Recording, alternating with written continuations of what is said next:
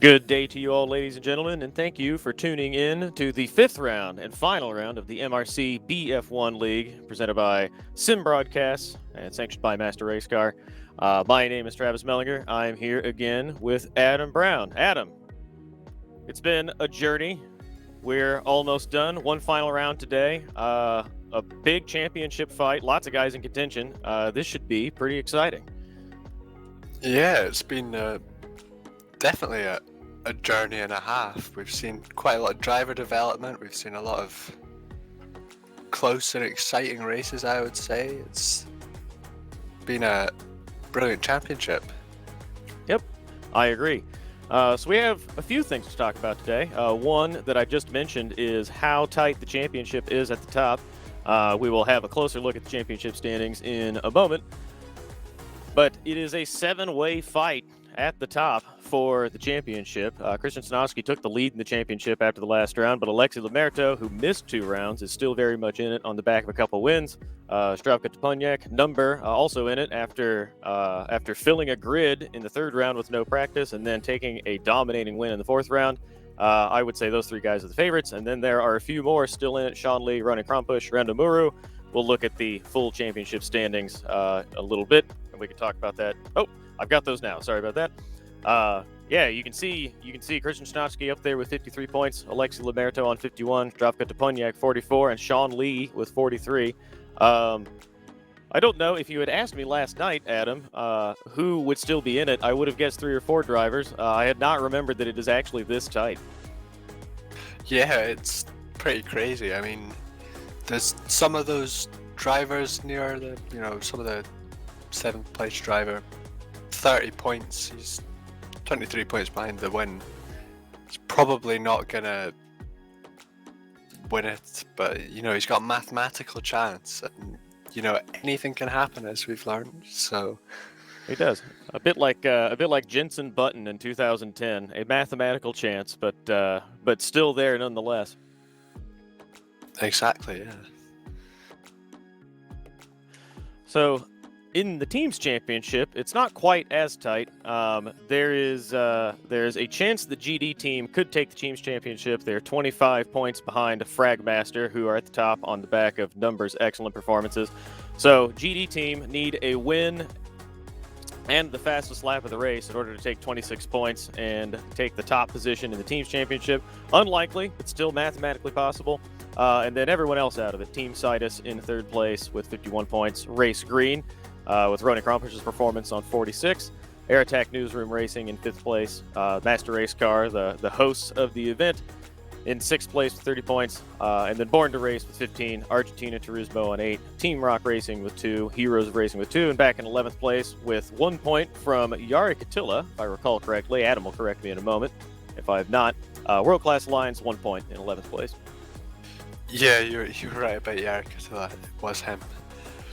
Yeah, I think Fragmasters are pretty safe to say that they have sealed out the top. I mean, they've got 2 drivers here today who are both done all they need to do in practice so far. So I would be stunned if they'd both retire and GD would come through and win. So agree, that would be hugely unlikely. So now we're looking at the event format. Today, obviously, we've got qualifying coming up shortly.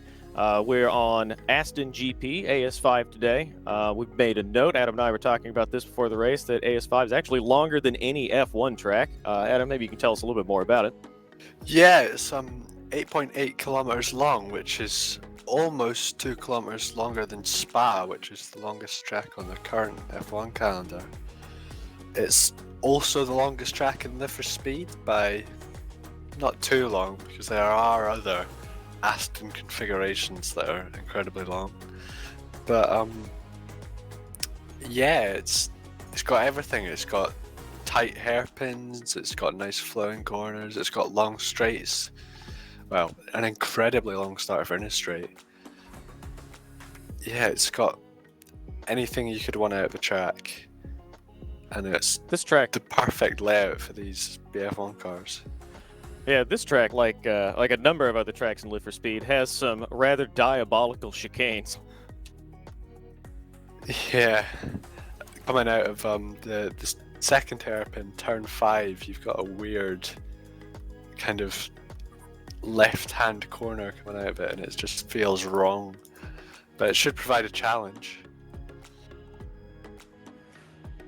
So, Formula One cars at AS5 today. We could take another quick look at the BF1 car one last time as we round out the 5th round of the season. Adam can tell us a little bit more about it, refresh our memories. Yeah, if you've been watching the whole series, I'm sure you know everything about this car already. But yeah, it's the 2006 car that BMW Sauber used in the F1 Championship. It's uses the 2.4 litre V8s that were the regulations that year.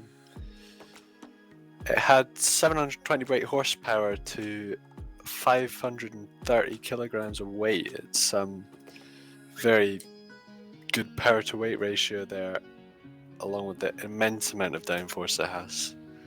Yep, huge power to weight. And speaking of power, we've got Formula One cars going out on circuit for warm-up laps for qualifying right now. Zdravko Toponiak, number out there in front of the line. As Adam mentioned a few moments ago, this is the longest track in Live for Speed and longer than any real F1 circuit. So we've got some time to discuss a few more things before they come around and start flying laps. We do indeed.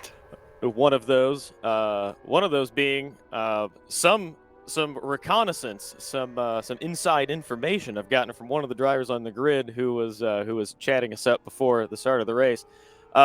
Strategy today, Adam. I'm curious what you think, and I'm curious how that aligns with my confidant's information. Yeah, I think we're going to see much the same as we saw Kyoto Long. You know, maybe a 2 or 3 stop.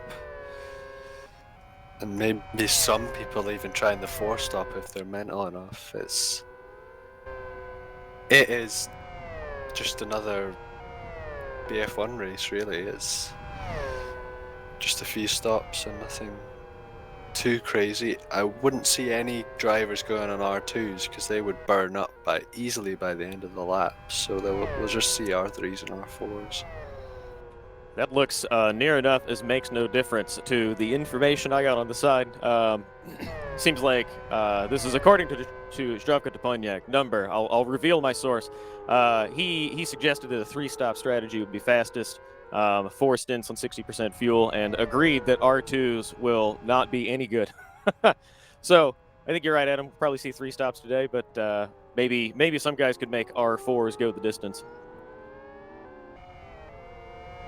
And speaking of, number coming around to start a flying lap right now into the final chicane, over the curb on the left, sails over the curb on the right, just misses the tires on the left, and onto a flying lap. Adam, take it away. Yeah, so very, very long run down to the first corner. Unless you call those weird kinks first corner, I really doubt anyone would.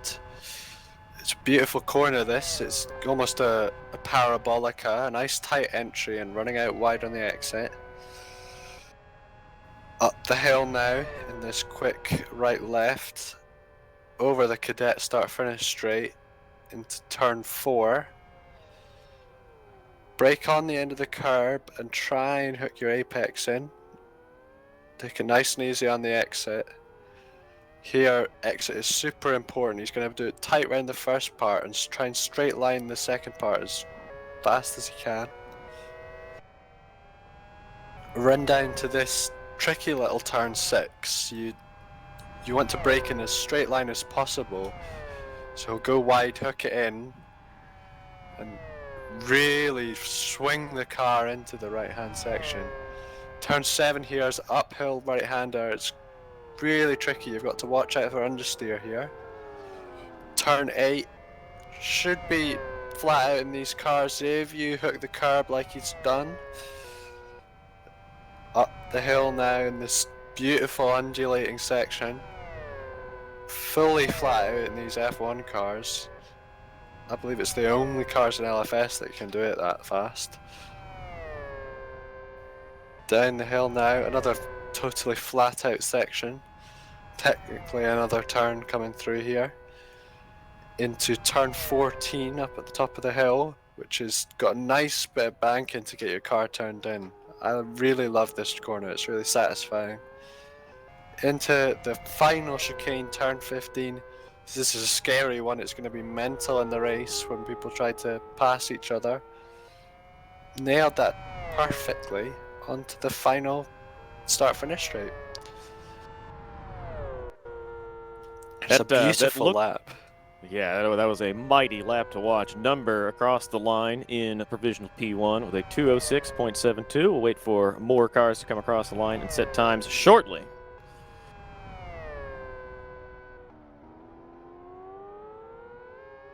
We're hearing that Alexei Lamerto's had aborted his first qualifying run. He did. Yarrick Attila crosses the line with a 2:10.57. That'll put him at the back of the provisional grid P4 right now. Zesty comes across the line, P2 at 2:07.48, so almost a full second back from Number. Heikki Haitinen running third right now on a 2:08.13. Etienne across the line fourth, just gets ahead of Yarrick Attila at a 2:09.35. You've got to remember that a second behind, 0.8 behind on a 2-minute lap is more like half a second on a 1.5 minute lap. It's a bit closer than it looks, but Number's still got a decent gap. Another time coming across the line, Oris in P7 with a 2:20.67. Adam, I don't know that will make the cut. If we're applying the, I can't recall exactly what percentage it is today, but the 107% rule, we'll say. I think everybody understands what that means. I don't know that that's inside the benchmark time. If he'll be allowed to run, we'll have to check on that. Yeah. It's certainly close, but on such a long lap, he might be okay.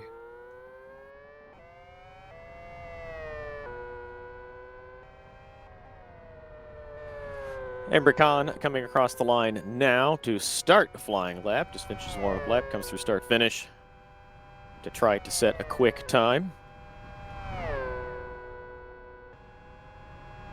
Interestingly, it looks like Number is... Oh, I was about to say that Number has gone around slowly at the end of his lap and is doing a slow in lap, but it appears he is on another out lap. Driving around on R2s very gingerly, taking very good care of them. If you go around the circuit too quickly on the warm-up lap, the R2s will heat up quickly enough. They'll actually start to wear pretty early in the lap, won't they, Adam? Yeah, I'm surprised anyone's gone with R2s, really. I mean, maybe you could get away with an R2 front and an R3 rear, but good luck to any of us in making that lap and still have them work for the final couple corners.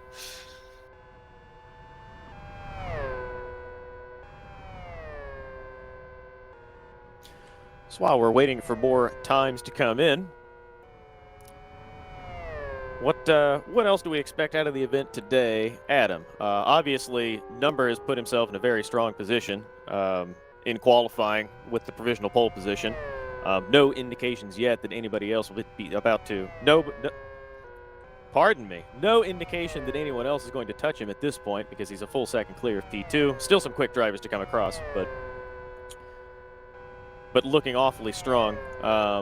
No time yet from Sean Lee as Lucas Finko comes across the line with a 2:09.55. No times yet from Sean Lee.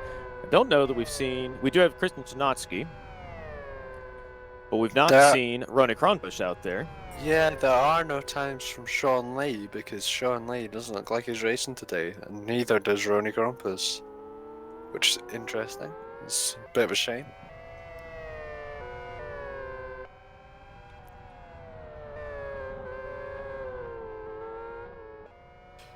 Lamerto absolutely nailing that final chicane. This should be a good lap.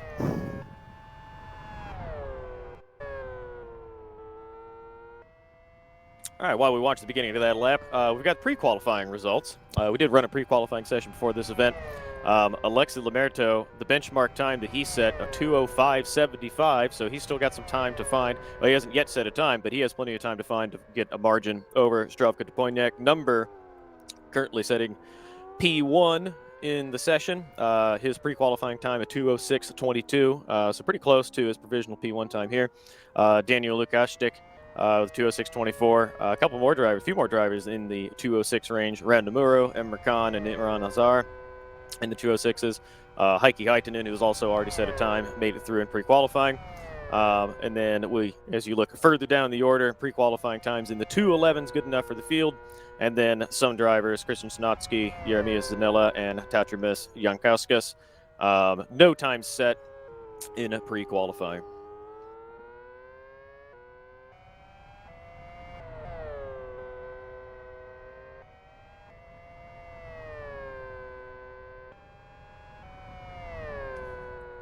Alexi Lamerto coming around the backside of the racetrack now, just lifts to get the car around those two sweeping bends.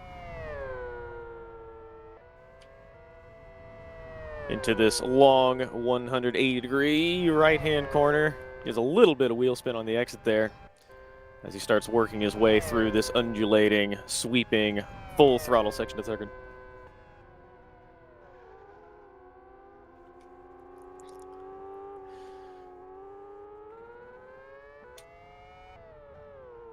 He'll be coming through shortly to start a flying lap.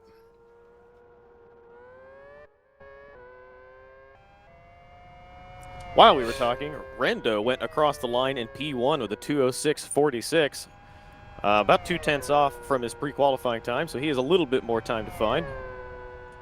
Yeah, I wasn't really expecting Rando to set a lap like that, but you know, he has performed very well in past races, so maybe I shouldn't be so surprised.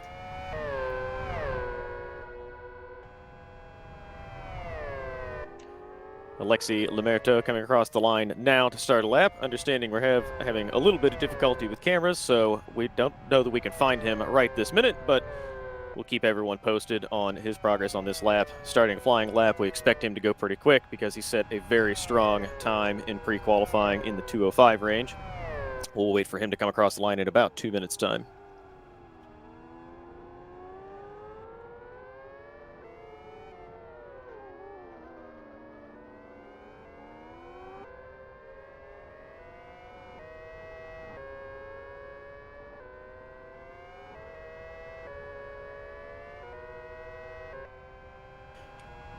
Following Imre Khan now, also on a flying lap. Coming down to this very fast left-right combination. We watched Number come through here very quickly, super committed. Imre Khan also committed as well. Uses all of the curbing on the left side of the road to carry the speed through that corner. Now on the brakes, keeping the car tight through this 180-degree right-hander. Doesn't use quite all the curb on the left, but this is looking like a pretty clean lap. Yeah, I'm getting news from steward Jonathan Palmer in my ear saying that the 107% rule would put the cutoff time at 2 minutes 15 seconds and 0.31. So that would mean two of the drivers that have currently set a lap would not make it into the actual race. That would be Simjintas and AUR1S. I think we can call that Auris, Adam. Auris? Oris? Yeah. Something like that. Something like that. Imre Khan coming across the line now with third. Another driver in the 2:06 range, 2:06.96, half second off And benchmark time by Rendo. Lamerta right behind him improves to 2:06.58.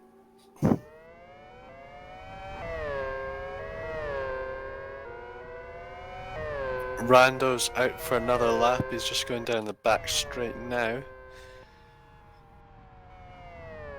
Set a really good split one time. Wow, that's happening. Christian Schnotsky coming around to start a flying lap. I didn't see who it was. Someone got into the tires on the exit of that fast chicane right at the end of the lap. Christian Schnotsky split the tires, stayed committed to keep his momentum, starting this flying lap, coming through at the first corner now.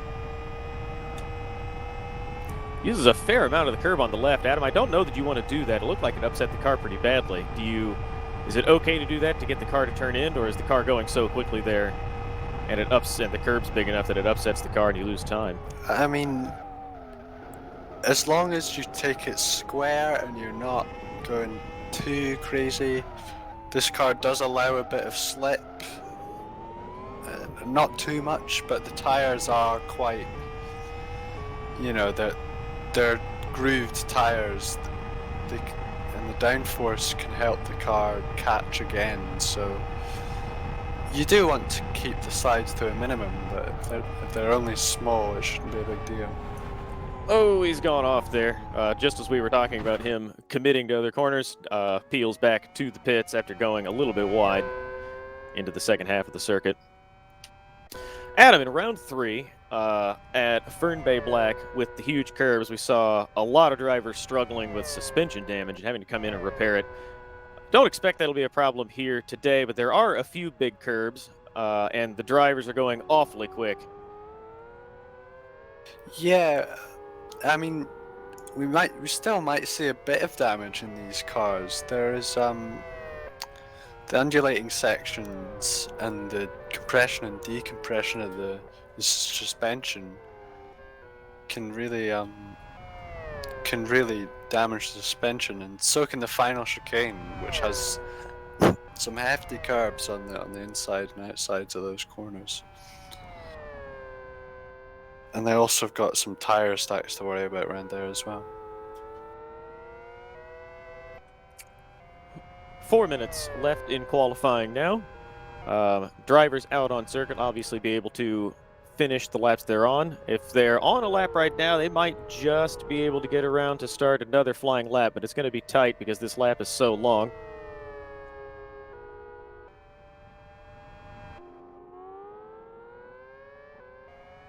Looking around now to see who is on flying laps, and the bulk of the drivers in the field are out right now, either warming up or coming around on flying laps.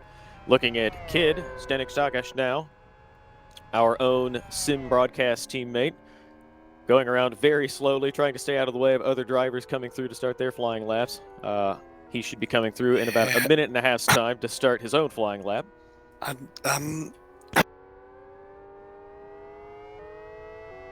I don't believe Kids will make it round in time. I'm not sure.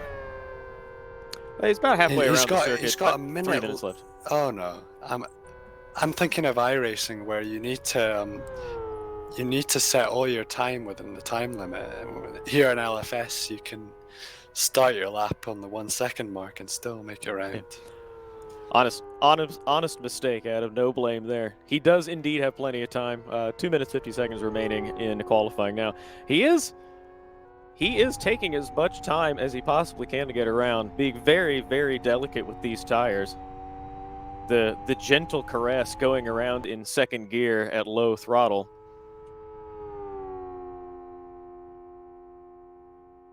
Yeah, he's picked R2s, so well, of course he's doing this.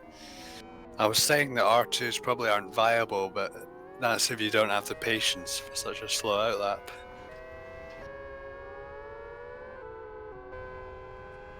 Jari Katila comes across the line to improve the 209.58.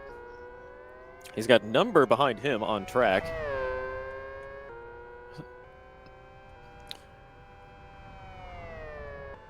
Looks like Jari is going to try to take another flying lap. We'll keep an eye on him. Yeah, some of the drivers on R3s are going for multiple laps. We've seen Henry Heitinen do 4 laps on the same set of tires.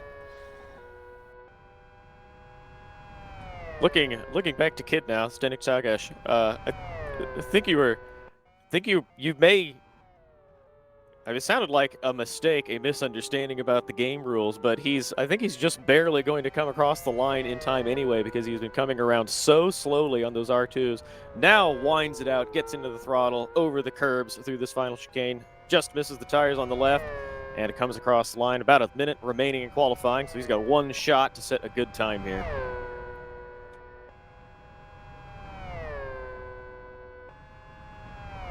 Yeah, even in that last chicane that he took at full speed, his tyres have already ramped up the heat. That really shows you how sensitive the R2s are.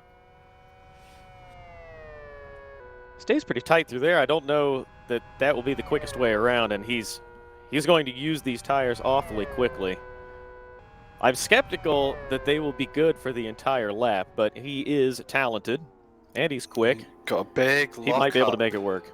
Got a big lockup into the turn 4 though, and another small one into that turn 5 hairpin. So the front tires could be a difficulty in the second half of the lap.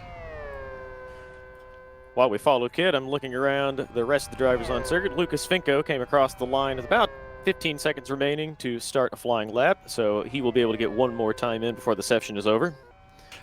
Alexei Lamarto is going out, was trying to go out for another flying lap, but he's missed it by seconds. He's missed the line. So that's qualifying over for him, and he's lost any chance to get that first place position.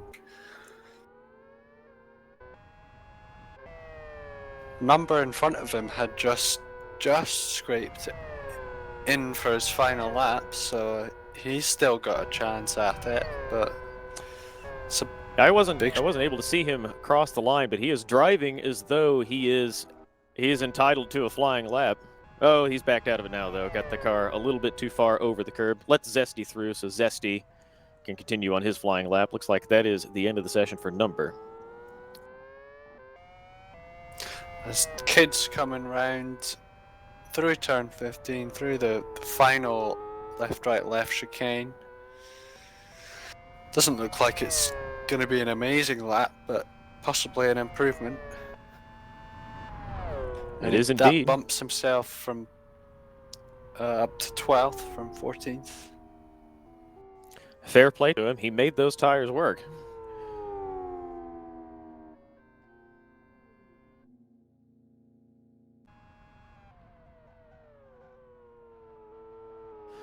Etienne coming through this final 180 degree, I would call it a wide hairpin, Adam. I don't know how you would describe it.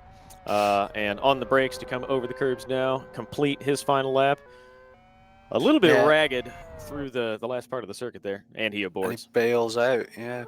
Yeah, that final turn 14 hairpin is a beautiful little cambered hairpin, I think I would call it. It's definitely a favourite of mine. It's really hooks you in, and it's a brilliant corner. One car remaining on circuit. Zesty coming through the final chicane now, drills the tires and aborts before he puts the car into the concrete on the left side of the circuit. I believe that will conclude qualifying. We don't have any cars out on circuit, bar one of the course cars. Rando sets the P1 time with a 2:06.34, not very far off his pre-qualifying time. Alexei Lamerto, who is still in the hunt for the Drivers' Championship, in spite of missing 2 rounds, just didn't start 2 rounds. Won the first 2, did not start the next 2. Now starting the 5th round from P2 ahead of Number Zdravko Topunyak, who won the last round in commanding fashion after filling the grid in round 3. Emre Khan starting P4 on a 2:06.96. The last driver in the 2:06 range. Zesty comes through with a 2:07.16 to start P5. Alongside will be Onifus, 2:07.69. An identical time, Heikki Haitanen, 2:07.69, starting 7th.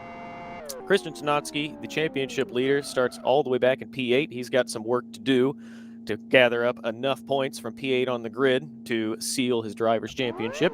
Ayub will start in the on the fifth row of the grid in 9th position, alongside Redbot in 10th. Lucas Finko will start 11th, alongside Zdenek Zagash in 12th, Atiyen in 13th, Jari Katila in 14th, and then on the last row of the grid in 15th, we will have Oris and Sim Gintas alongside, starting 16th position. All of these drivers inside the 107% time, if I recall correctly. Adam, you said it was about 2 minutes 15. Is that right?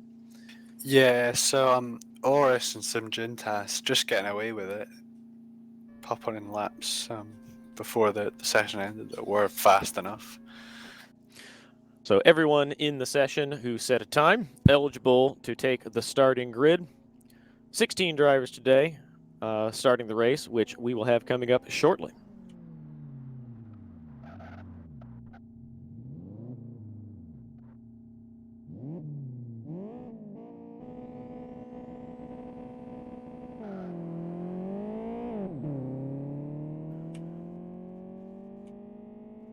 All right, so while we wait for cars to take the grid and then start this, the fifth final round of the MRC BF1 League, we can talk about some upcoming events. Later today, we have the New Dimension Racing GT2 Challenge, second round from Rockingham International. Owen and Chris will call that race for you today. That is 1800 hours UTC, not long after the conclusion of this race. And then next week on Tuesday, January 26th, we have RTFR XL, and we've got a trailer to show you for that event.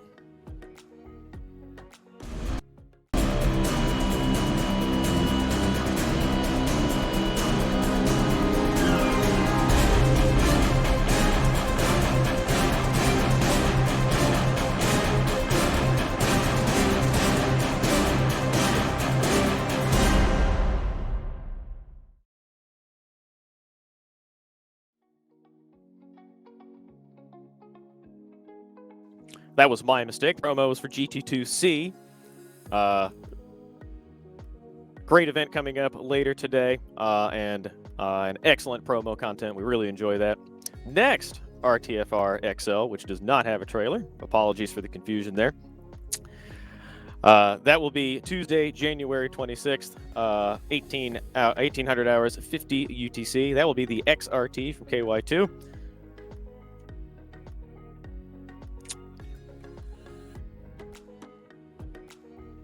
I just want to interrupt you, Travis. It looks like Rando, who is a Kamikaze, as some of you may know him as, is having connection issues. He's lost connection to the server, and I don't see him rejoining. So our current pole sitter, I mean, I would hope he would make it to the start, but if he doesn't rejoin soon.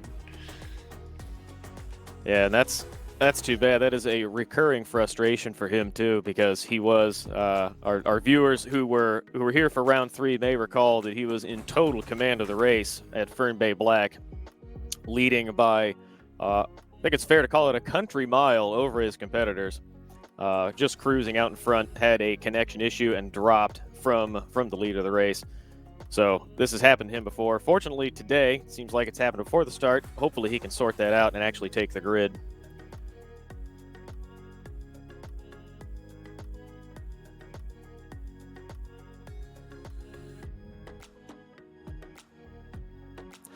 All right, while we wait to set the grid, we will take a break, and we will be back shortly.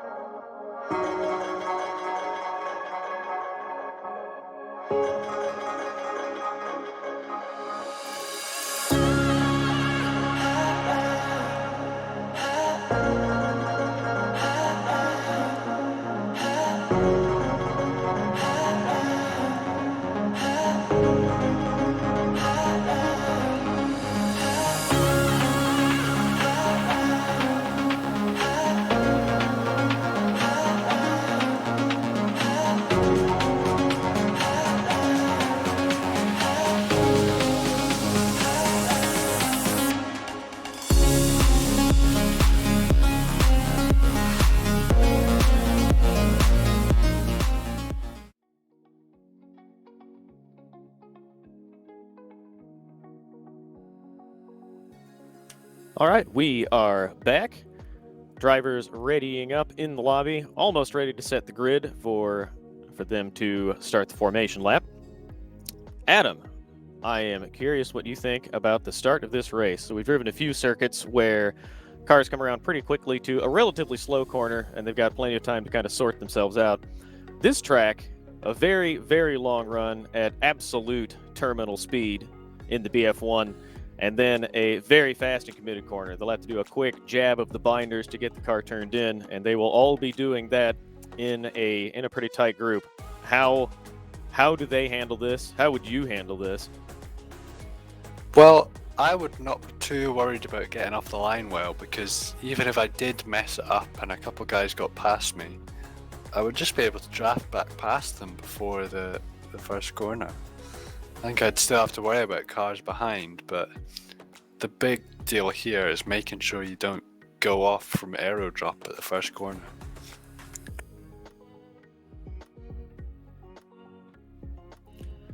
Because it is lethal, the exit of that corner. It's not like the parabolic in real life where you've got a nice long bit of tarmac runoff. It's straight into grass and gravel. It is indeed grid set now. Cars will start the formation Green lap. flag for formation lap. About 2 or 3 minutes time, we'll come around to take the grid and then start the race. Adam, we talked at the top of the broadcast about race strategy today. I should say, you speculated, and Number also did as well in a conversation we had on the side, that 3-stop strategy might be the way to go here. Do you start on R3s, start on R4s? How would you approach the strategy for this race? I would always tend to start on the fastest tire I'm going to use, because that'll just get me away from everyone else, unless I'm at the back of the grid. So I would say most of these drivers will be starting on R3s, maybe a couple near the back on R4s. Although it does look like Rando and Number are starting on R4s, which is interesting.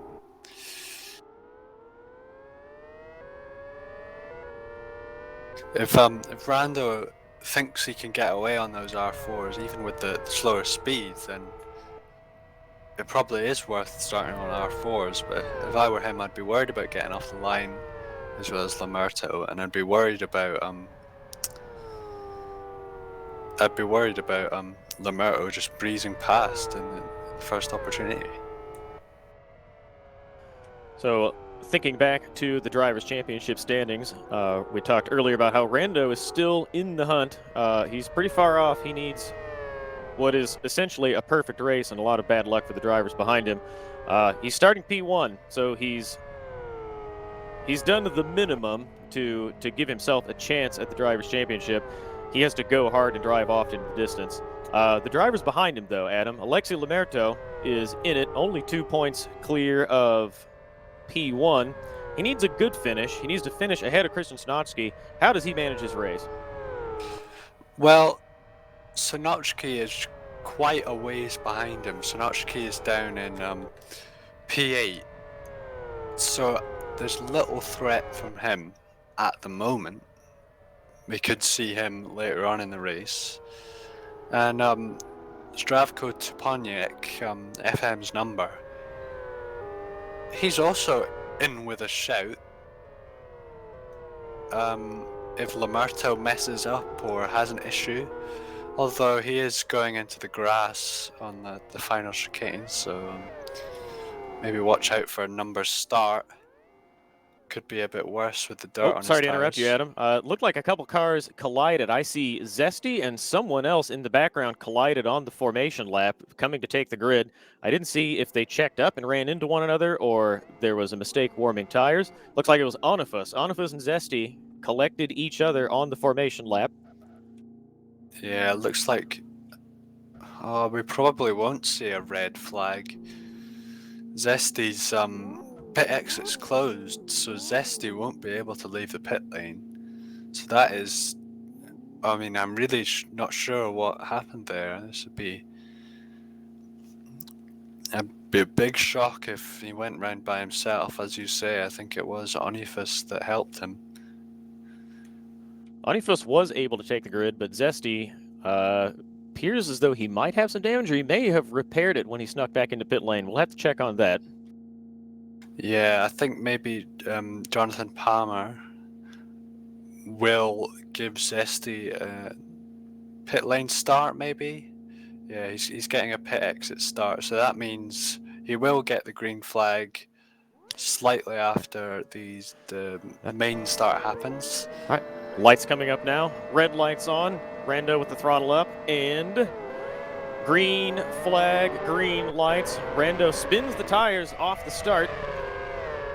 Has Alexi Lamerto on side, who also gets a really good start. And 3 wide, 4 wide. Rando has to back out of it as Emre Khan goes by on his left with Number ahead and Alexi Lamerto on the inside. Still 3 wide ahead of him. Number is going to take first position into the first corner. Rando struggling on these tires, goes a little bit wide, but manages to secure P4 behind Alexi Lamerto. Emre Khan going by Alexi Lamerto on the left, just gets him before this right-hander. 3 wide behind these guys, Etienne, Yarrick, Tilla, as they approach this series of hairpins. Number in the lead. Emre Khan manages to take second place ahead of Alexi Lamerto with Rando following. Cars now stringing out in single file as they come around the back of the circuit. Emre Khan goes a little bit wide in that second hairpin, compromises his entry into that left-hander over the curb, and is going to have Rando all over him coming down to this very fast left-right combination onto the back half of the circuit. Alexi Lamerto gets a really bad exit out of that corner. Emre Khan alongside. Rando knows he needs to take the points. Thinks about sneaking in there, decides against it. Now struggling to find the grip, wide over the curb there. A good start. Looks like everyone away cleanly. That little battle for second has let Number sail off. He's already maybe a second or 2 ahead. This is perfect for him. Although Lamerto in second is not something you would want to see. No, that is also good for Alexi Lamerto. All he needs to do is take 2 points from Christian Snotsky. Christian Snotsky has 1 win in round 3 at Fern Bay Black. Alexi Lamerto won the first 2 races of this championship. Won with the fastest lap, taking all the points. Talking of Snotsky, Snotsky's had a pretty nice stable start. He's up 2 places and he's on the back of this little leading train. You see Ayub go for a move on the straight on Atian. He gets it done before the corner. He does run wide a little bit. This gives Atian the exit, although a little squiggle on the exit has lost him any chance to get him into the chicane.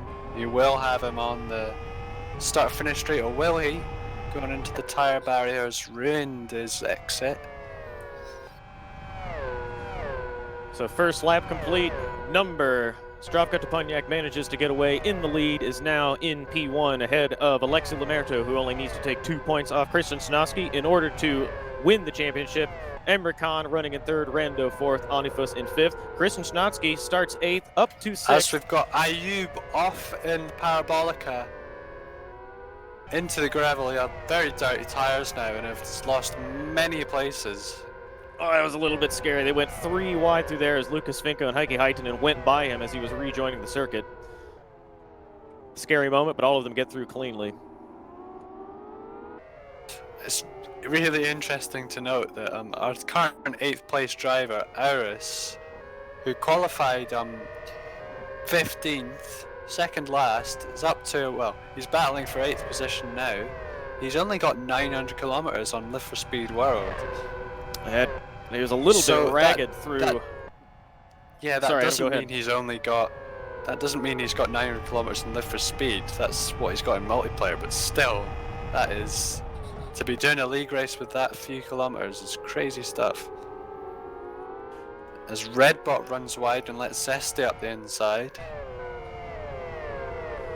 At the front, sorry to interrupt, Adam. Alexi Lamerto had gotten right under Numbers rear wing. Sonotsky's into the barrier at turn 11.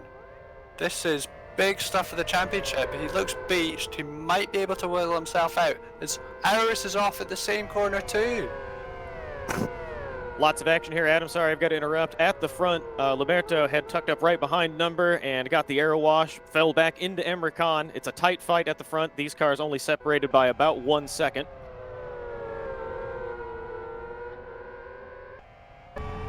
Sinotsky has tumbled all the way down the order, only ahead of Simgintas. Simgintas now goes by. Sinotsky manages to get it unbeached. He has everything to do now to try to secure his championship. Alexi Lamerto running where he needs will have more than enough points to take over the top spot in the Drivers' Championship.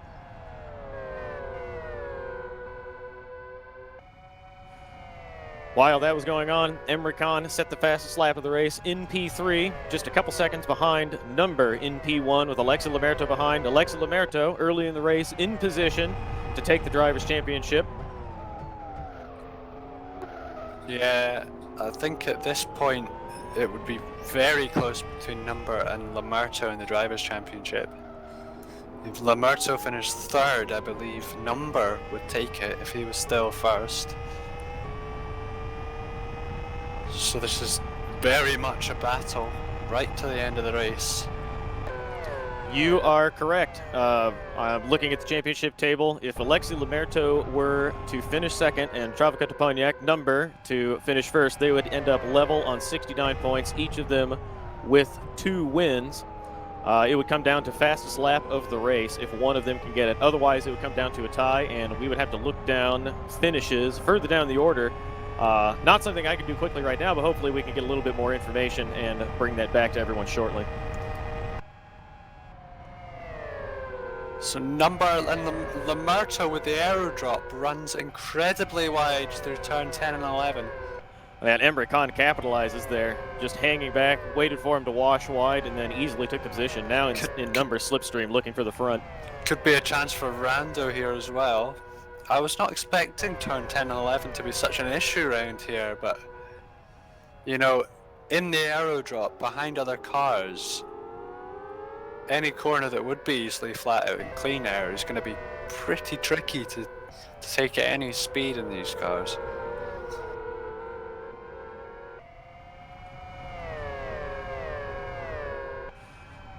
The top 4 running in a slipstream train. Number in P1, Emre Can in second, Lamerto third, who only needs to take just enough points off Christian Szynotsky, which he should be able to easily do to take P1, but competing with Number, who needs the win in order to take the Drivers' Championship.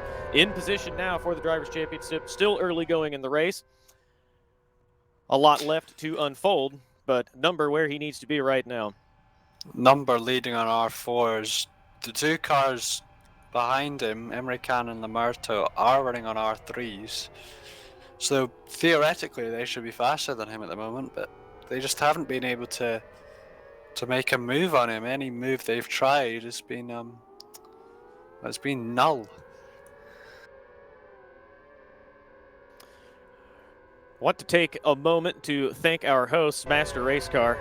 Very exciting racing going on right now with the top 4 all running line astern in the slipstream, dicing with one another to try to take positions at the points they need to finish well in the championship. Thank you to them for putting this on for us. We've got a very exciting conclusion going right now. Emre Can is running right behind Number, Adam. How long can he keep this up? It's going to be, we've seen them wash wide with the turbulence from the leading car.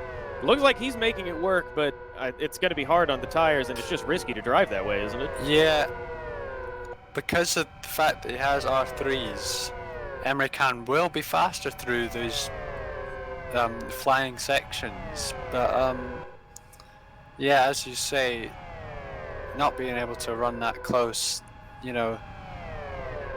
Sorry, Adam, Alexi Lamerto looks alongside Emre Can. Emre Can on the brakes a little bit early, lets Alexi Lamerto have the position. As they run, Alexi Lamerto and Number, if we calculated correctly, will be level on points. Yeah, as I was saying, Emre Can, totally messing up the final corner. Lets Rando take him on the outside on the start-finish straight. Lamerto looks like they will trade positions. Lap. Emre Can getting back past before the first corner. Rando very wisely backs out there. Onifas in 5th position has got a drive-through penalty for causing an avoidable incident on the formation lap. So yeah, that incident with Zesty on the start-finish straight was Onifas's fault. So saying he's in 5th at the moment. He could just about do the drive-through and come out maybe right behind Zesty in 6th. As we're hearing that Auris has also retired. As we've got Sonochki is incredibly damaged. His car is glitching all over the place with that damage.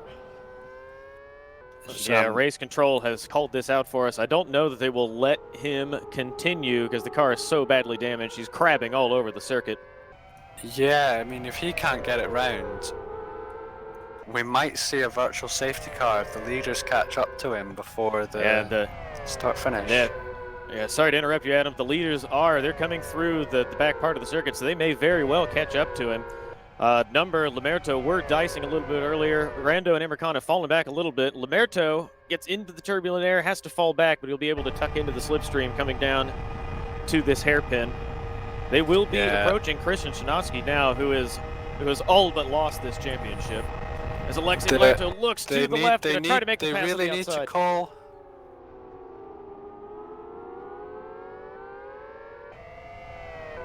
Yeah, Limerto goes wide, trying to pass on the outside. Number has seen the notification from race control. Christian Szymanski is crabbing on the left, just gets to the pit entry before the leaders come through. Now Alexei Limerto in the slipstream of Number goes by on the right side of the racing service to take the lead of the race. Yeah, that Number getting back pass for the lead on the straight.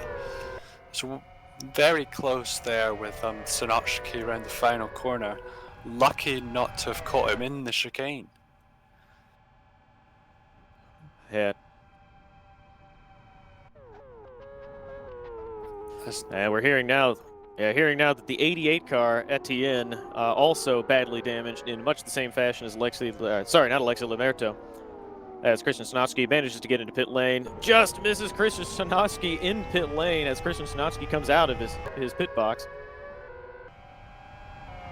As Rando has made a move on the exit of turn 5 as Limerto messed up, got caught up behind Number, couldn't get on the throttle early enough. This gives Emrican runs wide behind him. I was going to say this would give him a chance into turn 7, but the aero drop right at the last minute forced him into the gravel. Adam, it looks like Number is struggling for grip on these tires, front-end grip. Looks like he's understeering really badly through the medium and, well, there aren't many slow-speed corners on this circuit, but looks like he's struggling with grip where the downforce isn't working as well. In the slower corners on the circuit, everybody seems like they're able to tuck up behind him pretty easily, and then he is away on the faster parts of the circuit. As we see Auris disconnect, he will be out of the race with a retirement. And Etienne gone as well, we're being told. Yeah, I'm hearing from Thilo Falkenberg here at some broadcasts that potentially it could be the amount of fastest, as we have got. Sorry to interrupt you, Adam. Sorry, yeah. No, you're good, thank you. Yeah, potentially it's the amount of fastest laps that could be deciding the championship winner if race wins are the same and points are the same. It's Onifas is in for his drive-through as well. I'm watching Rando, who is on throttle, about to take off from his pit box and away. Rando is on the limiter, coming down pit lane and about to rejoin the circuit.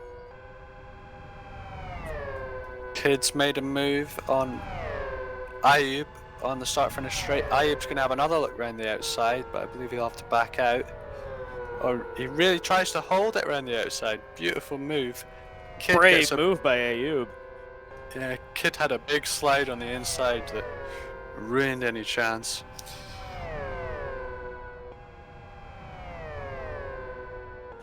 Rando rejoins the fight in 10th behind Redbot. He will be looking to make up positions as quickly as he can and not lose time now that he is further down the order and has to overtake slower cars that were formerly behind him. Yeah, sorry about I was saying that number of fastest laps could be the deciding factor, but no, it's the point for fastest lap. Because of course, in the real life F1, if you get the fastest lap and you're within the top 10, you get a bonus point. And it's much the same here in the BF1 league. So if either Lamerto or Number, if they finish in the position that they are now, if either of them gets the fastest lap point, that person is winning the championship. And speaking of championship leaders, or the championship contenders, they run 1-2. Number out front in P1, Alexi Lamerto in P2. Number has managed to escape Alexi Lamerto's clutches, now running about 1 second clear of Alexi Lamerto as he comes through the final chicane. Alexi Lamerto not in the slipstream, so a little bit of breathing room for Number coming across the line now. P1 ahead of Alexi Lamerto in P2. Emre Can almost 2 seconds back in P3. Looks like Number may have struggled through the final chicane. Alexi Lamerto gathered up about 4/10, now within 1 second as they come through the first corner for their 8th tour of the Aston Grand Prix circuit. Yeah, after the hectic start, it seems to have calmed down a bit. Lamerto's still very much putting Number under pressure, but he's not close enough to make a move at all. Number's doing brilliant on those R4s, keeping them in good temperature. They're not too cool yet.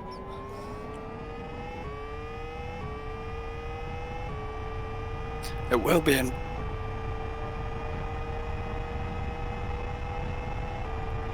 Alexi Lamerto has clawed back a little bit of time, and Emre Can still lurking back there.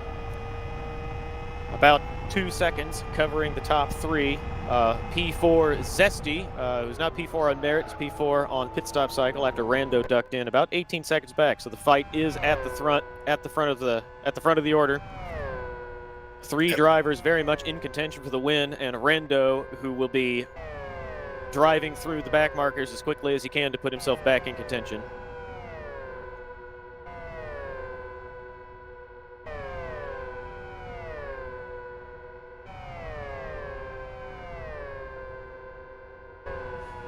Speaking of looking back at Rando, who overtook Redbot in order to take P9, positively sailing on this fresh rubber with no cars ahead of him, plenty of clean air and open racetrack to drive, set a respectable first split in the 36s.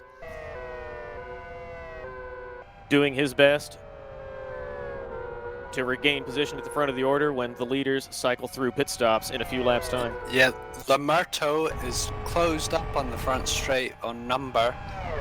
Gets a beautiful draft, but Number's going to be right back in it. Yeah, neither line through here is preferable.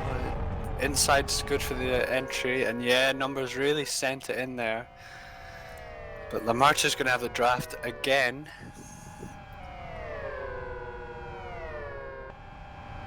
Number will draft back, but he might have to settle for second at the moment. No, he sends it deep. Makes a move on the outside. Very committed, very talented by Number to make that stick. Yeah, squeezed them into the apex and perfect stuff there, but that has allowed Emre Can to find a couple tenths, clawing them back. Still very much in the hunt for the win of this race. Yeah, Number's fantastic exit out of turn 5. Meant that Lamerto had no draft at all coming down that back straight, so well done to him for breaking the draft so quickly.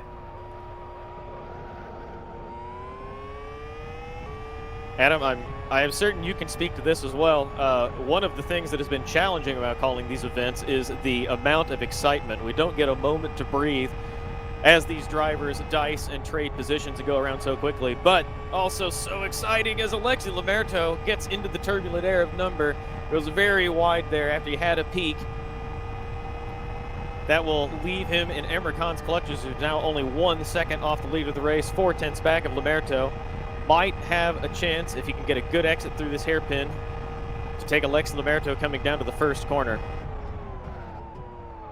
Yeah, Lamerto on his R3 is just getting the higher speed through the squiggly bits got to be a wee bit too close to number and ran out wide. But again, he's nailing that final corner. Number just can't seem to get it right. Sorry to interrupt you, Adam. Emre Can behind them ducks into pit lane. May have been getting held up a little bit with these two dicing with one another. They are costing each other time, trading positions like this. Emre Can ducks into pit lane to find fresh rubber. We will have to watch Rando to see if he is able to come out ahead or behind of Emre Can. Yeah, because depending on where Rando comes out on Emre Can, that could be an indicator of where Number and Lamerto end up. Yeah, we can answer that, Adam. Emre Can already out of the pits, took a very fast stop, didn't change tires, only took fuel. Rando will be the better part of this main straightaway behind Emre Can, but Emre Can will, at some point during the race, have to change tire compounds, so a tire change still in it for him. Rando very much in the hunt. Yeah, we always seem to kind of put fuel to the sidelines in these BF1 races because it doesn't affect your speed so much as Lamerto squiggling around behind Number, moving around a lot under brakes, looking for any gap. Number made a perfectly fair but a somewhat cheeky defense in the inside there. Gave a little bit of a fade to the inside of the circuit to cover off the braking zone and then move to the right again. As he goes a little bit wide through here, back on the racing line. Alexis Lamerto managing to stay with him this time through the fastest part of the circuit, not as affected by the aerodynamic drop. Of course, if these roles are reversed later on in the race, Number won't have any experience following the draft, as Lamerto has a look, but he's not close enough into turn number 14.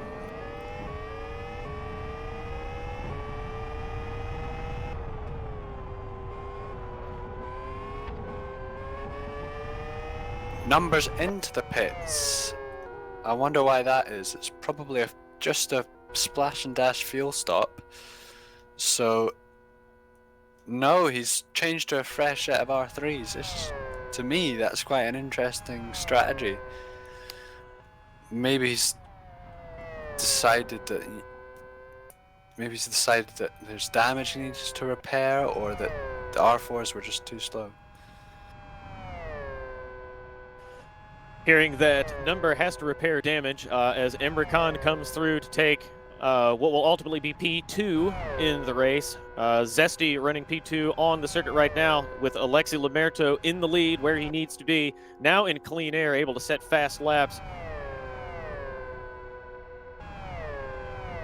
Also hearing Rando. Rando goes through ahead of Number now. Rando running 8th, what will ultimately be 3rd as drivers ahead cycle through pit stops.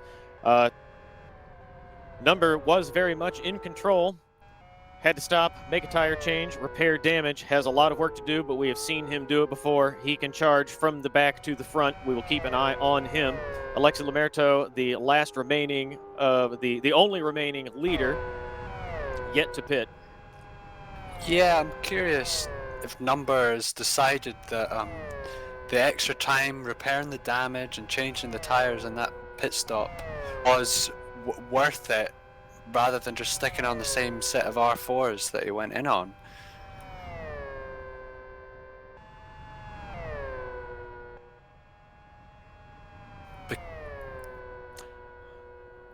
Yeah, Adam, we're being reminded. We've got clarification now, so we understand what's going on. He is forced to repair damage if he changes tire compound, so that is why his stop was so long.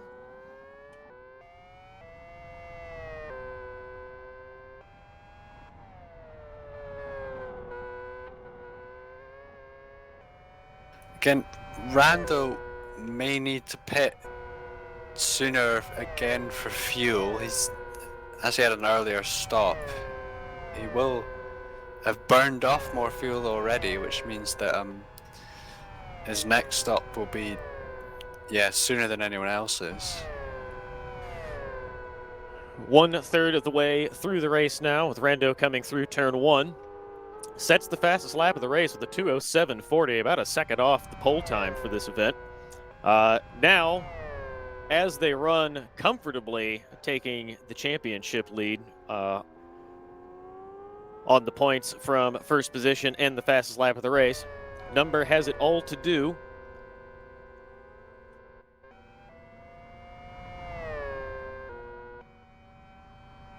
Onifus in the pits, Ayub in the pits as well. Also Heikki Haitinen. Number takes 3 positions in one fell swoop. Now up to 6th. 9 seconds behind Rando. Rando, who we believe might have to repair damage when he changes tire compound later.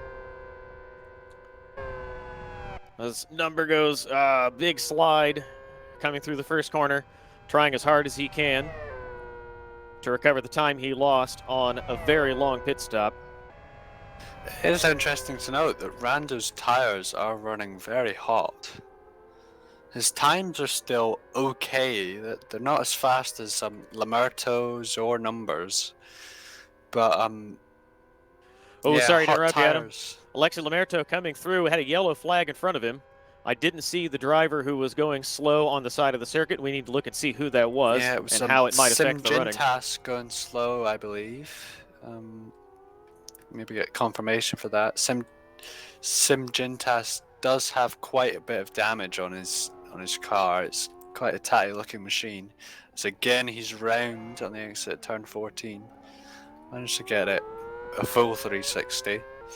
Alexi Lamerto coming into the pits now, slows it down on the pit lane speed limiter before the line, looking for Emre Can 30 seconds back from Alexi Lamerto. I think we have every reason to believe that Alexi Lamerto will come out in the lead of the race. As it looks to me like Simgintas has parked it. Yes, he's spectated and he's disconnected from the server, so another casualty. We predicted that correctly. Alexi Lamerto only stationary for 4 or 5 seconds, and now back in the fight in P1 with Emre Can 10 seconds. 10 seconds adrift. Zesty in third. Zdenek Sagash, Kid running in fourth. Rando just getting by him now. Trading positions. Kid and Rando running alongside one another, fighting. Interesting to note that Lamerto made it to the end of lap 12 on that fuel, so if he's splitting this race perfectly up into thirds, he'll just have to do one other stop. Rando has taken third position off Kid, though Kid is in his slipstream now, looking to the first of these 2 hairpins. A bit like the old Indianapolis road course. These 2 hairpins in quick succession. Oh, as Kid nearly gets into the back of Rando. Manages to put the binders on, just avoid running into the back of him.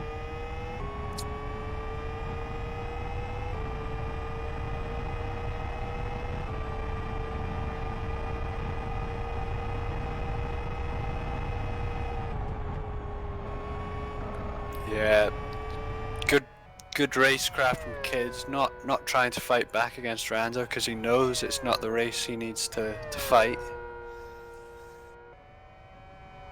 Behind him though, Zesty is possibly a race that he wants to race. Zesty did outqualify Kid, but remember the issue on the start-finish straight in the formation lap made Zesty start from the pit lane.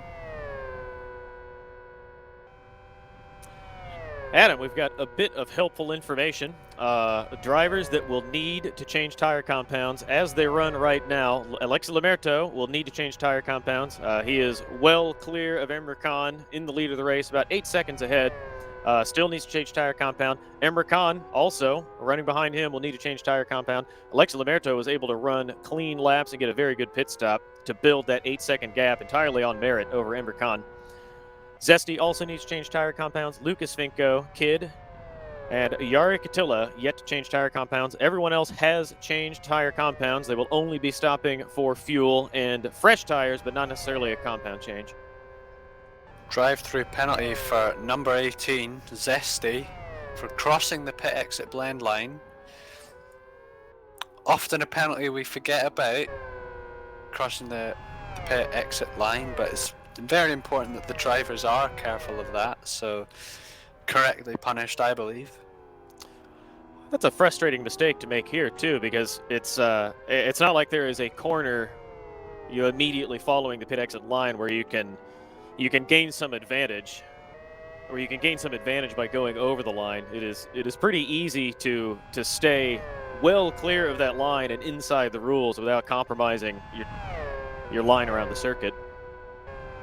Yeah, I made that mistake once in City League, and I've never let myself make it again. It's a very annoying one to make. Yeah, you think of a circuit like some of the combinations of South City where there's that, that tight left-hand hairpin, very slow hairpin, and the pit exit, coming over the bridge, and then right there on the apex of that corner. Easy to go over the line there to try to get a better line, but not so here. Easy to get a good run on the left side of the circuit.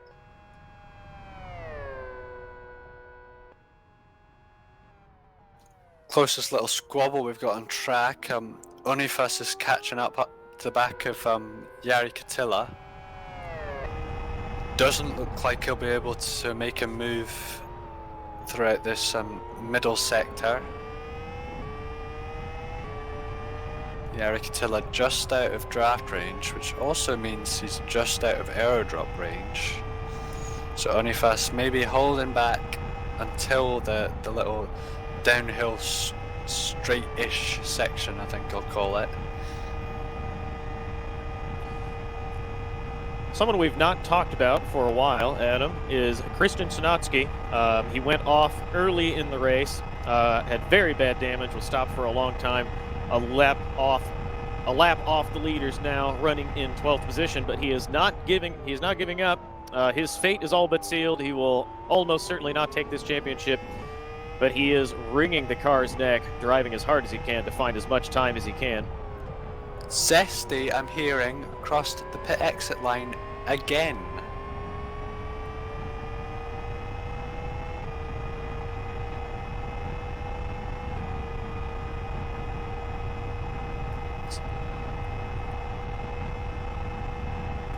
Onifus, because of that bad exit from the final corner, is not close enough on Jari for a move here.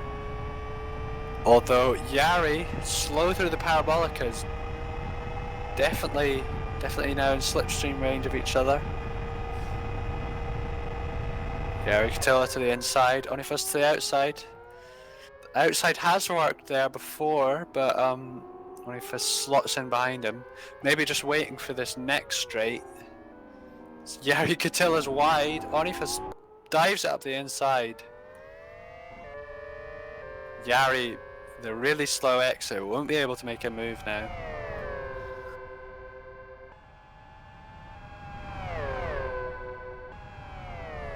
Looking to the front, Rando is running quicker than the leaders, a couple tenths up on Emre Khan. He is wringing everything out of the car, trying to find the time he needs. He is within just the faintest breath of the championship lead. He needs a bit of bad luck for the competitors ahead of him, but he is trying as hard as he can to get to the lead, take the points he needs. Fair play to him for not giving up. As Alexis Lemerto comes through the first corner now, wide onto the curbs on his 16th lap, 15th from the green lights. In P1, Emre Khan in P2, Rando P3. Number has recovered to P4, was running in the lead, needs to win this race, and needs the fastest lap in order to take the championship, but he is a long way back now. Entirely possible that Alexis Lemerto will come back into his clutches when he changes tire compounds, if he has to repair damage.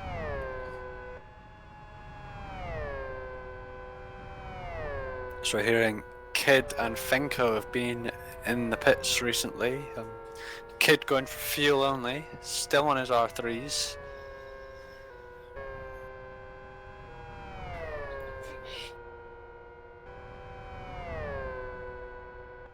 So Yari's down the pit lane as well. Yari's decided to switch to the R4s now, and assuming he's also going in for fuel as well.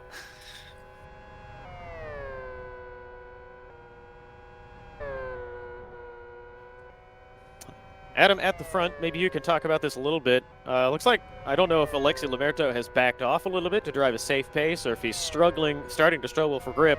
Emre Can is reeling him in. The start of this lap was about 4 seconds adrift, has found half a second, now has him well within sight as Alexi Lamerto comes through this hairpin.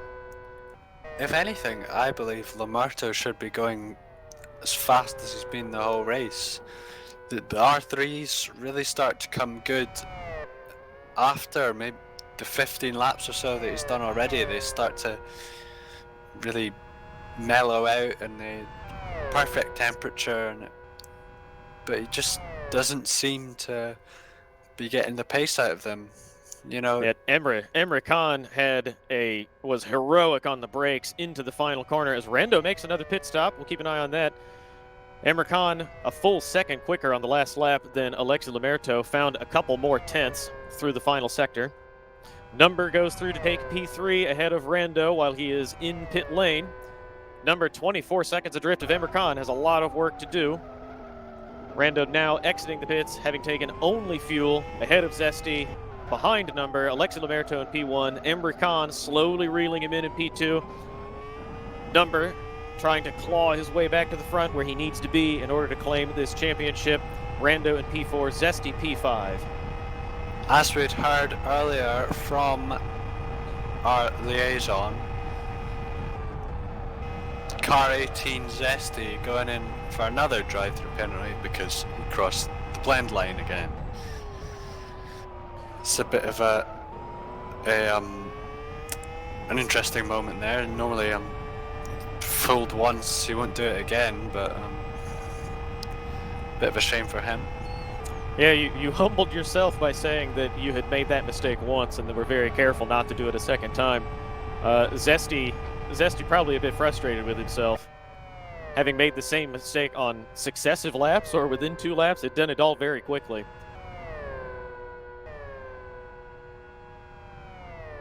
Hearing that Sanochki's got a lot of damage on that car. He was obviously went wide at turn 1, got some damage. So we'll be seeing him in the pit lane at the end of this lap. I wouldn't be surprised if we saw him retiring. Shame for him. In the championship lead, started pretty far down the order. Had a lot of work to do to try to secure his championship, and now I think it's fair to say that it is done for him. At the front of the order, Alexi Lamerto falling into Emre Can's clutches. Emre Can now within 3 seconds. Emre Can running very quick laps. Alexi Lamerto managing the car, driving quickly, but not as quickly as Emre Can, who wants the lead of this race. Needs a big haul of points and some misfortune for his competitors in order to take this championship, but very much in the hunt.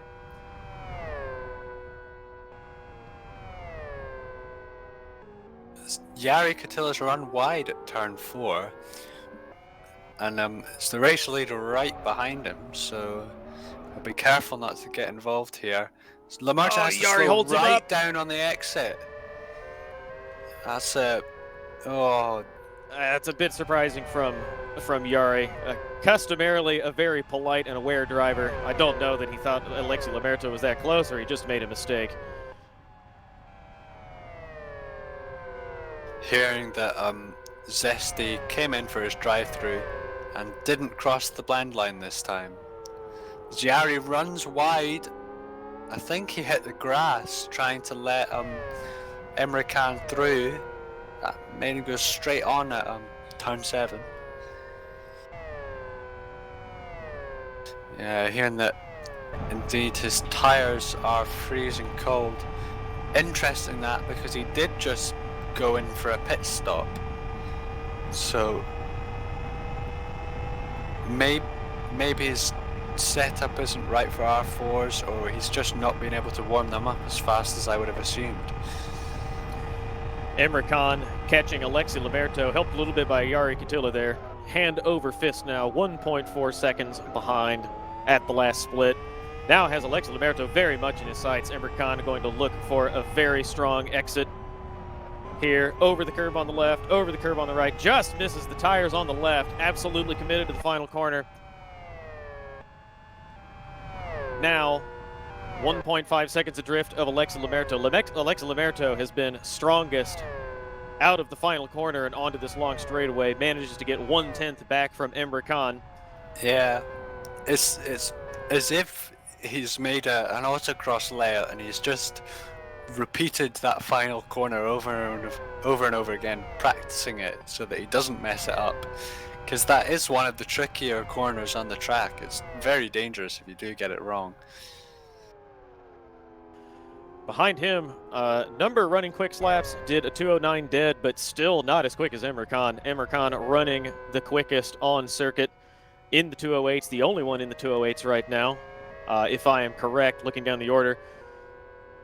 Not quite in range of the fastest lap of the race. Alexa Lamerto has that in the 2:07 range, was about 1 second off the pole time. Obviously running around on worn tires now. He will need to change compounds at some point. Should be, I would expect, Adam, that he is due for a pit stop any time now, maybe within the next 3-4 laps. Yeah, his tires will last longer. It's more a question of fuel. His tires will probably last till around lap 25, 26, 27. They could make it quite a way into this race. This is more of a fuel issue for Emre Can. Yeah, I will remind you that they have yet to change compounds, so though durability may not be a question, they may have to stop and change tires whether they like it or not, unless they choose to do 2 more stops. At this point in the race, is it worth it to do 2 more stops or stretch it and do 1? Assuming they have the fuel on board now. Yeah, if you have the fuel on board, I always believe that as few stops as possible is the fastest way to go about things. So if they can get it on 1 stop, then I believe they should do just a singular stop to the end of the race. Emre Can now only 1.1 seconds adrift of Alexa Lamerto, does a 2:08.30 on the previous lap. 0.3 faster than Alexa Lamerto, who has picked up his pace a little bit, was running in the 2:09s. Perhaps not desperate, but a bit more concerned and aware that Emre Can is catching him, finding a little more pace to make sure that he can keep the lead of the race. For the back, Number has also found a little bit more pace, now running in the 2:08 range himself, was running in the 2:09s. Has a lot of work to do. He needs to find P1 and the fastest lap of the race in order to take the championship. It's interesting. I would argue that Emre Can and Altsu in the lead, their tyres are in much better condition to be setting fast laps than Numbers, and yet they're only a couple tenths faster round each lap, so Numbers definitely got something in the bag here. Expect to see him really coming good at the end, I would think. So as they run now, Alexa Lamerto does not need to set fastest lap of the race. If he can take the top spot in this event, then he will win the Drivers' Championship. But would it make sense for him? Is it in his calculus to try to take fast lap of the race while he has some time, while he has laps to try to set it, to make sure that he keeps it off Number just in case he falls back? I mean, anything can happen. We've had cars going off, we've had people making mistakes, people going off into the gravel. If someone goes into the gravel and they can't be recovered, we could see a safety car. And that could mean that Number can get a free pit stop, or Lamerto can get a free pit stop. I think Lamerto should be taking any opportunity he has to set fastest lap, but I wouldn't be going out of my way to do it. I wouldn't want to stick on R2s or anything mental like that.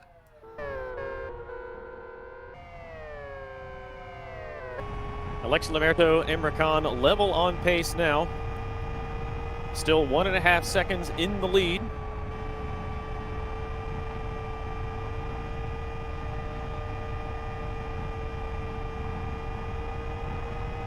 Looking further back now, we do have a fight further down the order. Zesty running in 6th position, having fallen a couple spots after 2 drive-through penalties, now has Heikki Heittonen right behind him.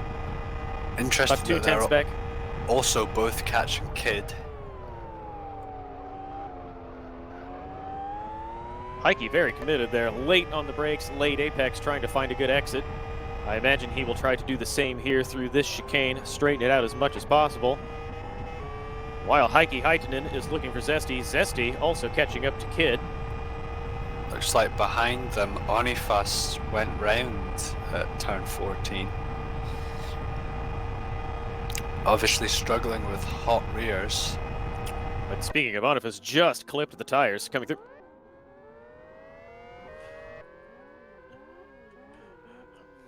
Lucas Fico and Jarg Catillo got together, and it looked like we heard they held up number. We just missed that because we were looking at that fight. Adam, you were about to say, go ahead, please. Yeah, I was just saying, yeah, Finko and Jari come together. It looks like both cars have come off unscathed, but yeah, they've held up number. I'll be hoping it wasn't a big, a big amount. Jari was a little bit off the pace as Rando came through. Rando, fully committed, did not light off the throttle. Jari fortunately saw him and got off the racing line so Rando could go through without losing any time. Jari's struggling now. I don't know if that's dirty tires or if he has some damage. He is somewhat off the pace. Lucas Finko, near as we can tell, is unaffected. It looked like a fine split through that part of the circuit. Looks to me like Jari is just struggling with cold tires. He's been on the same set for quite a few laps and he's not been able to put any heat into them. Yeah, we've got a three-way fight now. On the previous lap in the same spot was a two-way fight. Now it is a three-way battle. Zesty runs wide in the turbulent air behind Kid. Heikki Heitinen will catch him coming into the hairpin up here. Heikki having a peek, letting Zesty know that he is behind him and intends to overtake. Maybe he doesn't Heikki intend on to the left overtake, over the curbs. as Heitinen did lift off in that braking zone.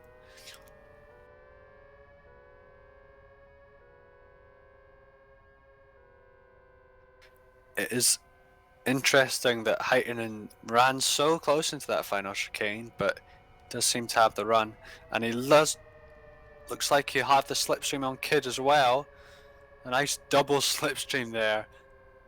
Beautiful, calculated move from Heikki Heitinen. You could tell he'd been planning that for the previous couple laps. Zesty, really affected by the aero drop, runs wide. Kid might be looking for another move up the inside into turn 4. He goes around the outside. Can he get him on the brakes? Indeed he can. He still gives him room.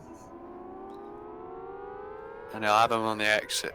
Beautiful driving from Kid there. We will see Zesty go for a move on this back straight though. He's got a nice exit and he's really in the draft there. Question is, well, he didn't get so much of an overspeed. Kid decides to hold back for turn 6. Clever driving again. You could tell that Zesty was faster. Sorry to interrupt you, Adam. Struggling. Emre Khan in the pits from P2 had been trailing Alexi Lamerto for some time and now stopped. A new set of tires on. Yeah, it looks like a compound change to me. Pop some R4s on. So that will be his compound change. This will keep him stopped for some time, especially if he has to repair any damage. On the throttle now. Yeah, it looks like Number's going to get by him, and it's going to be close between Emre Khan and Rando, but looks like Rando will be getting through as well. Rando through easily. Emre Khan back to 4th position.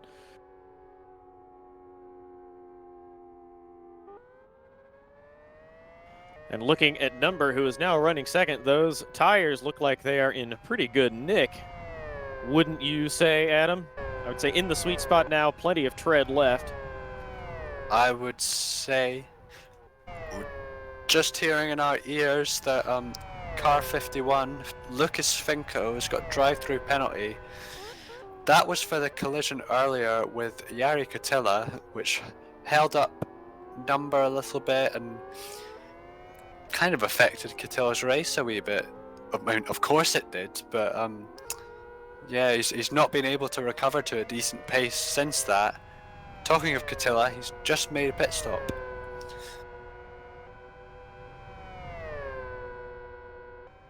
And he is back on R3s.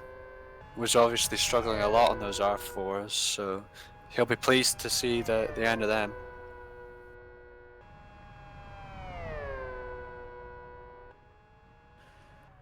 Looking at Alexis Lemerto now, I'm watching him come through the final corner. I think we can speculate that he will be stopping pretty soon. He and Emre Can are running similar pace, and as far as we can tell, similar strategies. Emre Can stopped on the previous lap. Alexis Lemerto will go through to start another lap on circuit, not pitting just yet. Yeah, I expect does a 2:08.02. I expect we'll see number in the pit lane before we see Lemerto, because he made a stop before Lemerto the last round.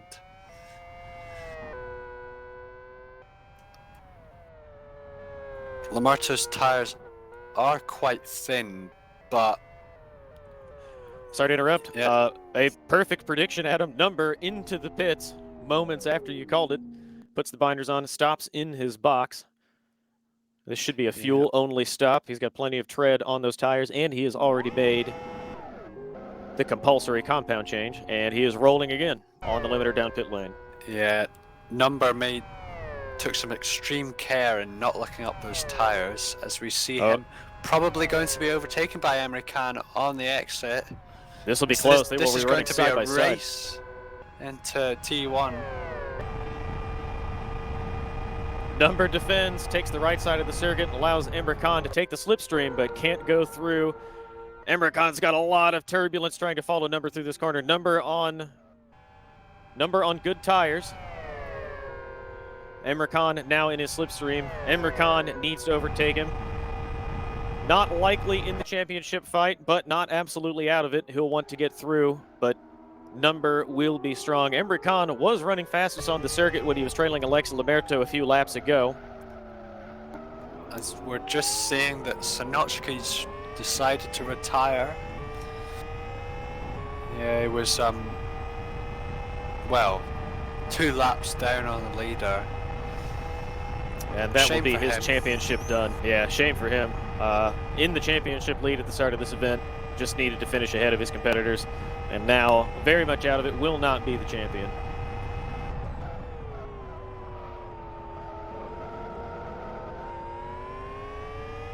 Yeah, Emre Can not giving up, all over the back of Number, trying to follow him through this part of the circuit. Goes over the bollards on the inside of the circuit there, through the gravel. I expect we'll see Lemerto in the pits in 2 laps' time. Or maybe even 3 laps' time. Yeah, surely, Adam, those tires are in a precarious state. They are the temperature is good, and they are offering plenty of grip. He's doing great lap times, but they're looking a bit thin. Yeah, they're on the limit.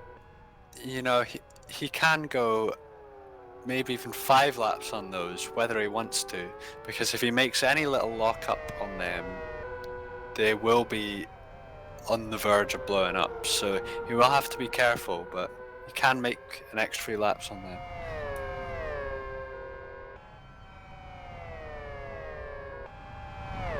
He does have an enormous margin over his competitors. I don't know that makes it safe to risk going as long as he possibly can on these tires.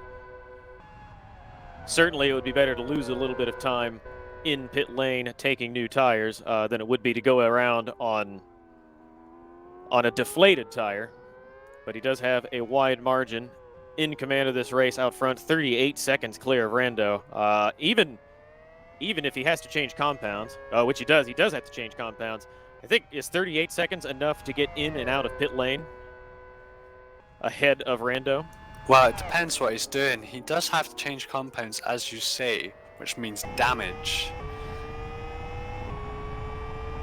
So it probably will be over 30 seconds, and depending on the damage, even longer.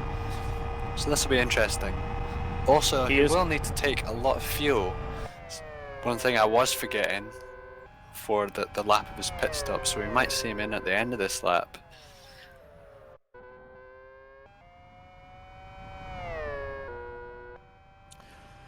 Yeah, Alexis Lemerto comes through. Sets a 2:07.66. I was about to say that he had set a blistering Sector 2 time.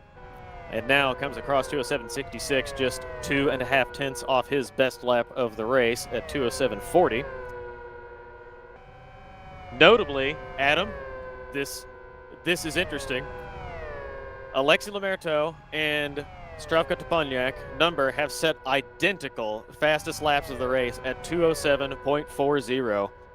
Well, qualifying was almost as close as that, so it's no surprise they're that close on track. Although Rando's just come in and set 207.33. Everything's coming up fast now. Everyone's setting rapid times now. Rando will need to pit again. I don't believe he'll make it all the way to the end on fuel. I might be wrong, but it'll be interesting to see what happens with him, because he is rapid at the moment. Adam, we anticipated excitement before the race. Very exciting racing with the top 4 running a line astern and dicing for position in the early running. Now Alexis Lemerteau and Number, I think, will be a little bit surprised to see Rando take the fastest lap of the race. They both know they need that fastest lap. Alexis Lemerteau still secure at the provisional, as the provisional champion. As they run, he will have enough points to comfortably take the championship lead. But he knows that if Number can get through and take P1, they will be level on points, and they do not have the fastest lap of the race. Yeah, Lemerteau, with 10 laps to go, he will need to come in the pits soon. Also to note, the compound change will be onto R4s, which is the slower tire, and it's a cold tire, so Number on his already worn, already thinned down R3s will be much faster at the end of the race. So Lemerteau comes through again on another lap. So really trying to get the last ounce out of these tires.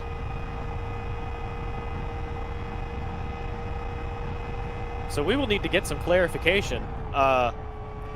The championship should Number, again, we remind everyone of this, should Number manage to find first position, which he needs to win the championship, and Alexis Lemerteau fall back to P2, they'd be level on points.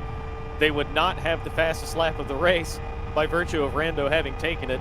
I think we want to know that how would they have done the tiebreaker if they were level on fastest lap of the race?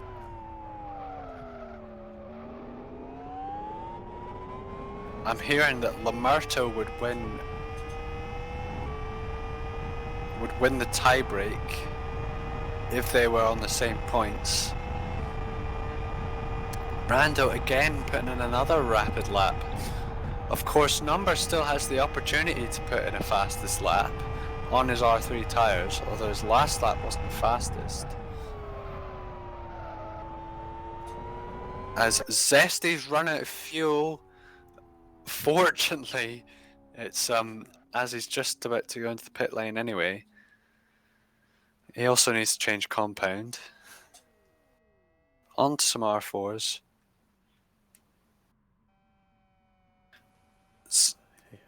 Yeah, I think that'll be engine. Yeah, well, sorry, Adam. I think we've seen this before. He can't restart the engine. He's run out of fuel, and I think that'll be his race done. Oh no, we can hear the engine revving up a bit. He's got he's managed to keep the revs lucky up there.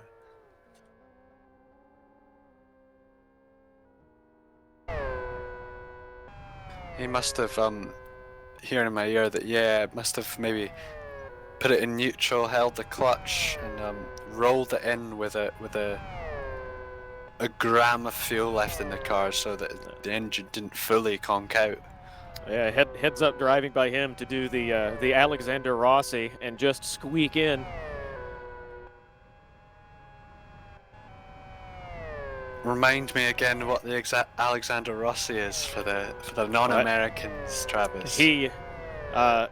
Thank you for the prompt. So Alexander Rossi won the 100th running of the Indianapolis 500 by going 4 laps longer than anyone had done the entire race on fuel, clutching and coasting for the last 3 laps.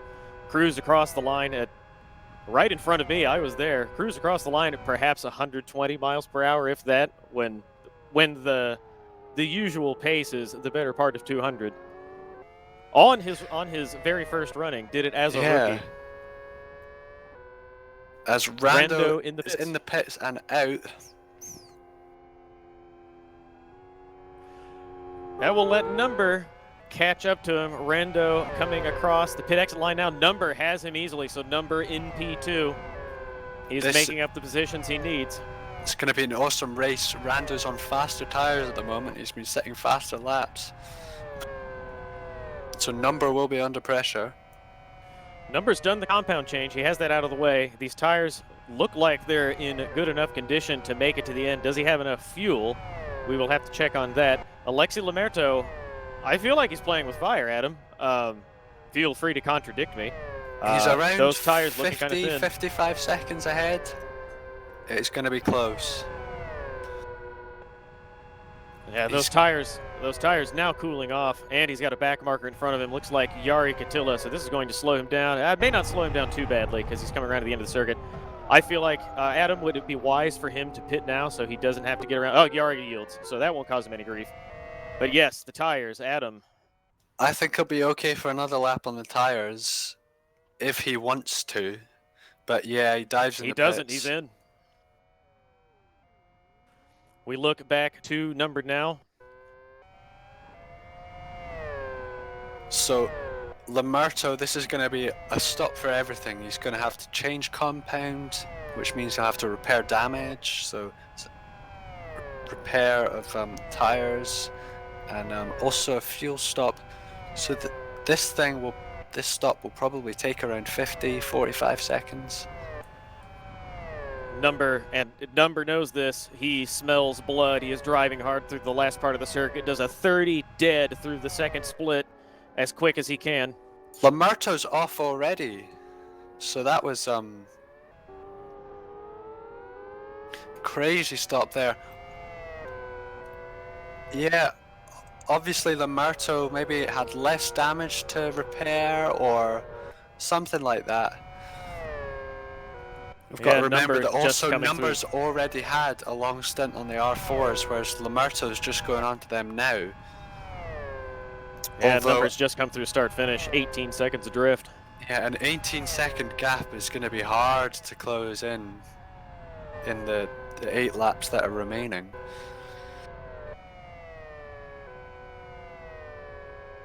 Yeah, so this is a very tall order for Number now. He needs to take the lead of the race.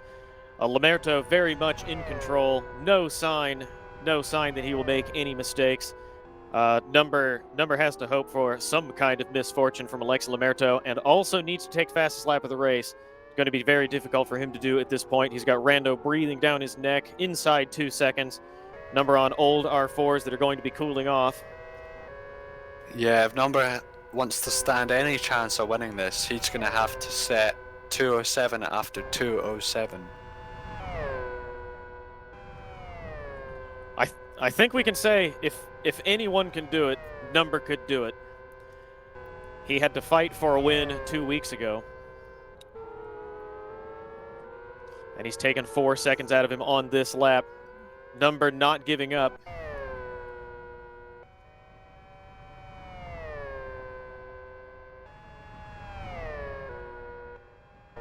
As Number gets a Number's massive slide there through turn 10. His tires didn't look like they warmed up too much because of that. It's a 13-second gap now. This gap's coming down much faster than I thought it would. Yeah, Alexi Lamerto was 5 seconds off the pace of the second split. I wasn't watching him, so I don't know what happened, but he clearly went off briefly somewhere or is just off the pace. Of course, we will see, Lamerto was exiting the pit lane at the start of that lap, so that the 18-second gap may not have been proportional, may not have been up to speed. That's a good observation. Thank you, Adam. I misunderstood the split times are the total through for the lap through that split, not the individual splits. Yeah, it's still at 13 seconds, although that is Lamerto's fastest sector with the last chicane in it. But Number will not say gap. die. Yeah, he absolutely committed through the first corner, used every inch of the road. Numbers, I still don't think he's setting times that will be fast enough. It's 2:08.6 last time around. I think he needs to get that down to at least a 208 dead, 207 dead, or Yeah, I 208 think you're dead. right. Sorry, yeah. He would happily take 207s. The gap's still coming down. Yeah, he gained another second in the first sector. Yeah, number driving hard, giving it as much as he possibly can. Alexi Lamerto may be slightly off the pace or may just be conserving this car. He doesn't have to drive hard to secure a win, as Number has another big slide coming into this 180-degree right-hand corner. Doesn't use all the road on the exit. Of course, unless Number can put in a rapid lap at the end, even if he does catch Lamerto, Rando's got to overtake him too if he wants a chance at the championship. Yeah, he needs Rando to get through, or he has to find fastest lap of the race. Gap down to 11 seconds. Number does a 29.66 through that split. A full 2 seconds faster than Alexi Lamerto. If he keeps up that 2 second a lap advantage, then he's going to catch him on the final lap.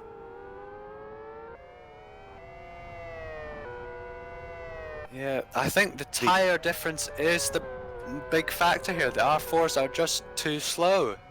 Number's so committed, just misses the tires on the exit from the final corner.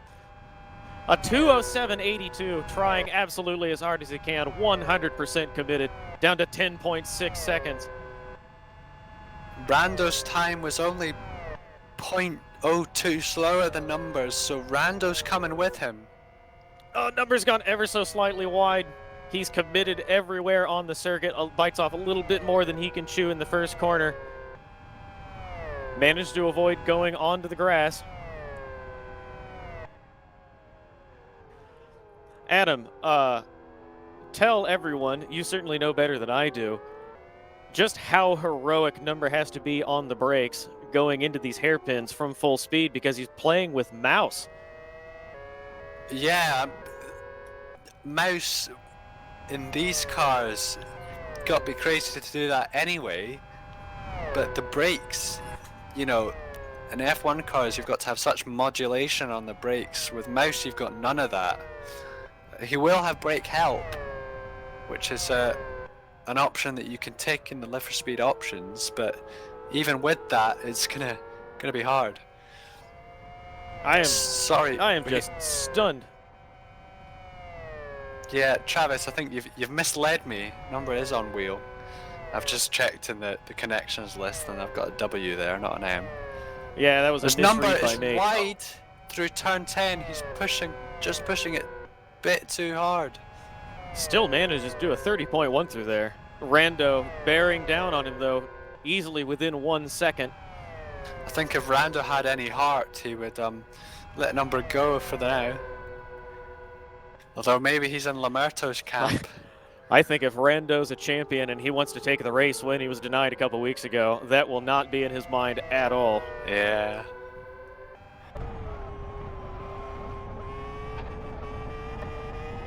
Be interesting to see what the gap is at the end of this lap with 5 laps remaining. Yeah, Rando is on him now. We'll be able to have a look coming into turn 1. Just in the slipstream. Gap steady in front, still 10.3 seconds, hovering around 10 seconds. Of course, Lamerto's had a chance to warm his tires, so even on the R4s, he can set 209 mids, 209 lows, which should be just enough to keep that gap.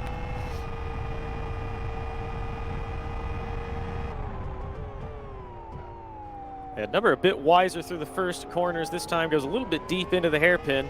Still giving it everything he can. This split probably not going to be good enough unless he can find more time coming around the fastest part of the circuit.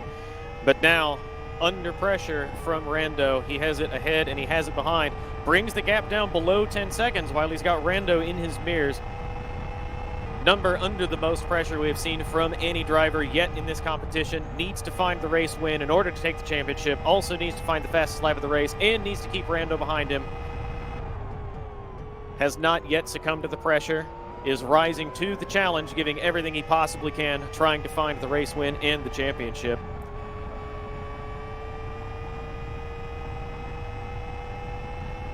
Adam, I don't know how much more racetrack he can use. He is using absolutely every inch. Well, it certainly is working for him. That's a rapid split 2 time. The gap Almost now below quality 9 speed. seconds.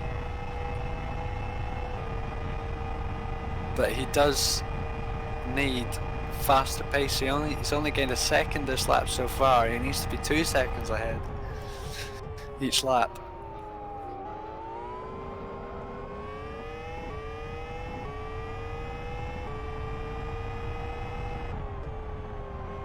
I think Number would be hoping for Deco to add a couple extra laps on this at the last minute.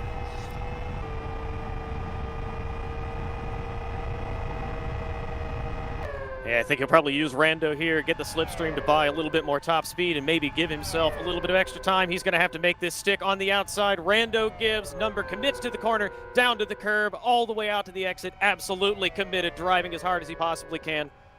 That's giving him Number a big not draft giving up. too, which is taking away from his lap time. Absolute masterclass from Number here. Hunting for a championship. A little bit deep in the corner as he did on the last lap. That won't compromise him too much. All mechanical grip there. Downforce not making that much difference. 36.2 is a rapid split 1 time. Gained 7/10 in split 1. Although that And he got a good exit. He's still an gapping 8 Rando second here. gap.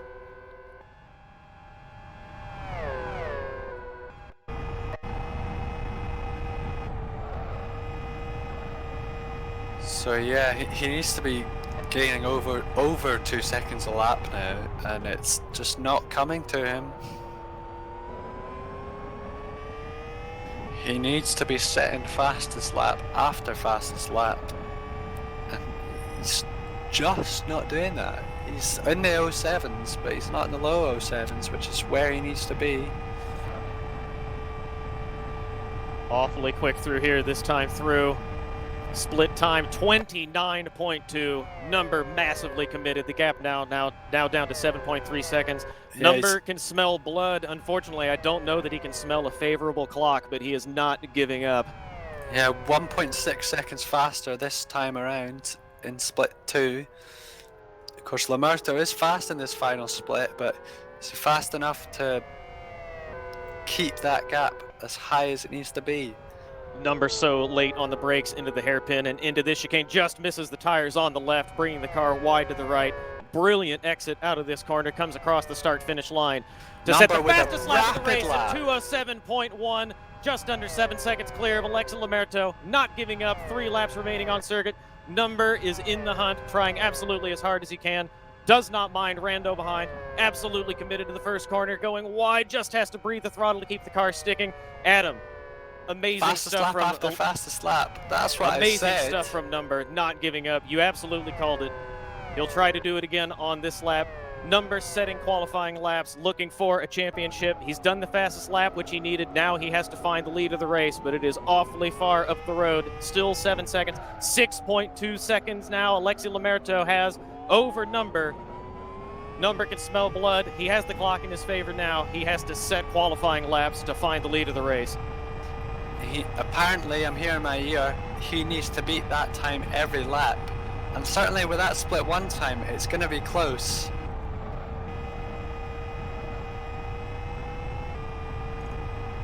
This is nail-biting stuff. This is brilliant. Number nailing the, what's that, 7th corner. It's going to be well over to the right-hand side. Dive into the green AstroTurf on the inside of turn 8. He has to be inch perfect now, and he is doing the job. Breathes the throttle there ever so slightly to keep the car tight. Now down to the apex, 29.06, even faster 5 on this seconds lap. gap. Under 5 seconds. Zdravko Topaniak, FM Number, trying to get this done for Fragmaster and for himself in the hunt for a championship. He will come through this hairpin 2 more times after this lap. He can smell Alexi Lamerto. When he comes through the final chicane, he will be able to see Alexi Lamerto. Alexi Lamerto just exiting the chicane now. Zdravko Topaniak Number coming through it. Just misses the tires on the left. keeps to the right side of the circuit to shorten it as much as possible across the line. Another fastest lap of the race, 2:06.97, running qualifying laps, under 5 seconds gap. Alexi Lamerto picks up the pace, but Number smells blood. Number is coming. Lamerto is getting faster too. We have to remember the gap at the end of that lap was 4.7 seconds, so Number needs to be gaining 2.35 seconds per lap at the absolute minimum. Oh, has a little bit of a lockup coming into the corner, but manages to get it down to the apex. 36.20, he does another 36.20 into that split. He's done 36.20, 36.20, 36.20 on 3 successive laps on the power. He has left Rando behind. Rando was within a breath, got alongside, tried to take the position. Number committed, kept the position, now gapped up to 1 second. He is only looking forward, no mind to Rando behind.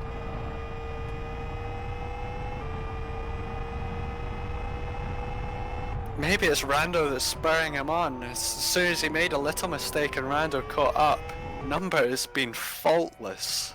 Adam, he can see Alexi Lamerto now. He is 1 corner behind, just goes over the curb there and into the dirt, but manages to keep it together. Will use all the road here on the right side, just misses the grass. Full throttle through the corner, big slide, but he manages to gather it up. Number not giving up.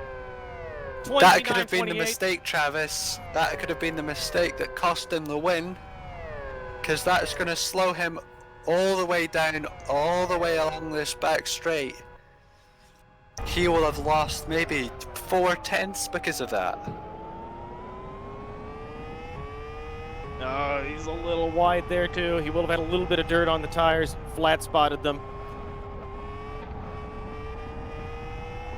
Lamerto's setting brilliant split times for R4s. This is going to be a 2:08.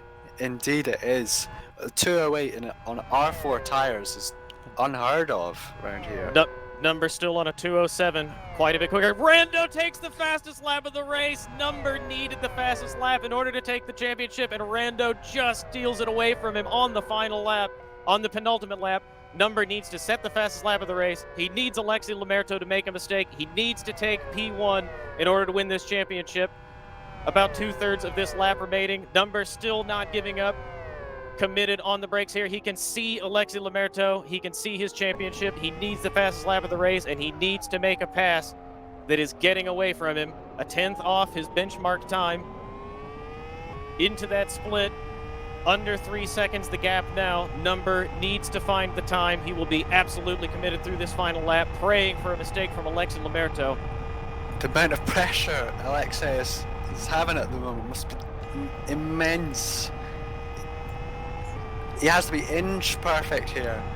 Almost ran wide there, but he's keeping it perfectly within the lines. Skating with the edges of this track.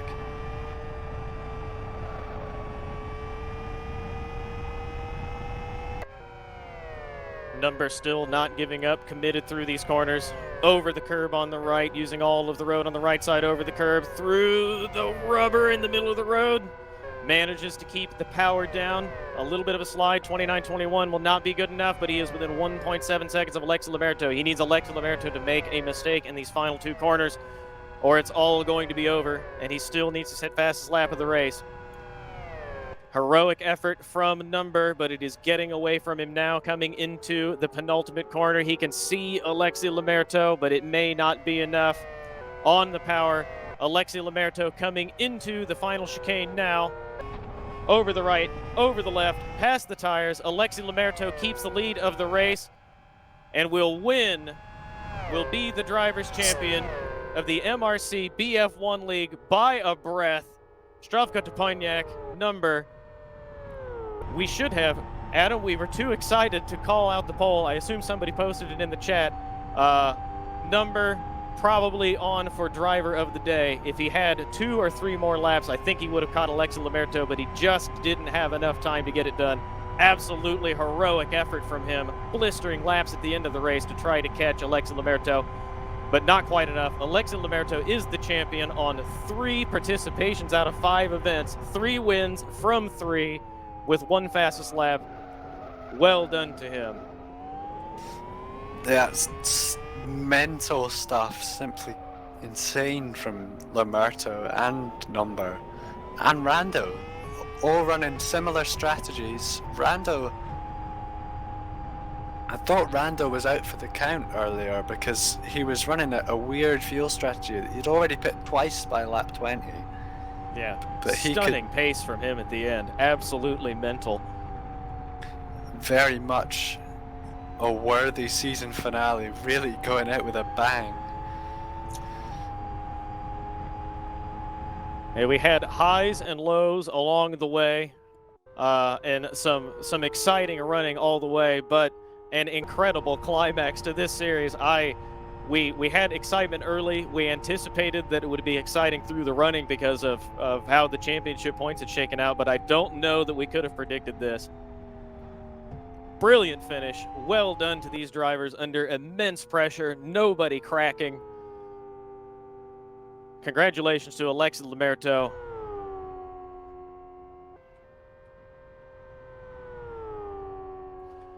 As the final car is just coming round to complete the race, Jari Katila finishing a lap behind. And now that final car has come across the line, we will reset the order, and then I think we will take a break for a moment so Adam and I can catch a breath. Alexis Lamerto wins the race. 3 wins from 3 starts. Did not start 2 of the races, did not start round 3 or 4. 3 wins from 3 races with 1 fastest lap. He will come around to park on the finish line and get the podium photo. Dumber Stravka Toponiak with an absolutely heroic drive to P2, led the race early, tried his absolute hardest, impressed us with incredible pace and commitment at the end to try to catch Alexis Lamerto. He needed to win and take fastest lap. He got the fastest lap. He had the fastest lap taken away, came up just short, but incredible driving from him to take P2. Well done to him. He should be very proud of that effort. Rando, also very committed from P1, fell down the order, managed to drive incredible pace at the end to find P3. And then Emre Khan in 4th, Heikki Haitinen in 5th, Anifus Stravka Toponiak's teammate in 6th. Kid, our own Zdeněk Čagaš, finishing 7th. A good drive from him on the lead lap. Zesty in 8th. Lucas Vinko, after a mishap early in the race, 1 lap behind in 9th. And Jari Katila takes another point in P10. We will take just a moment. We will be right back.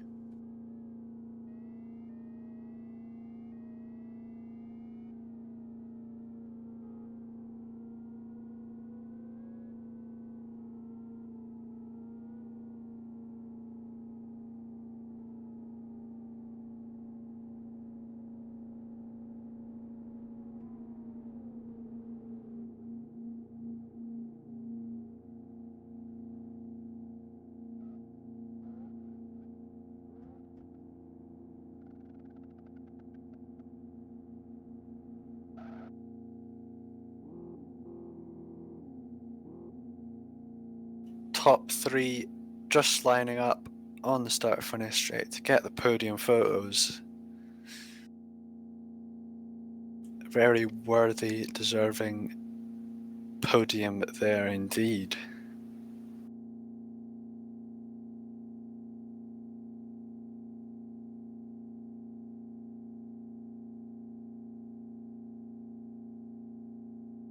Remember, guys, we've got the TeamSpeak server open for an interview.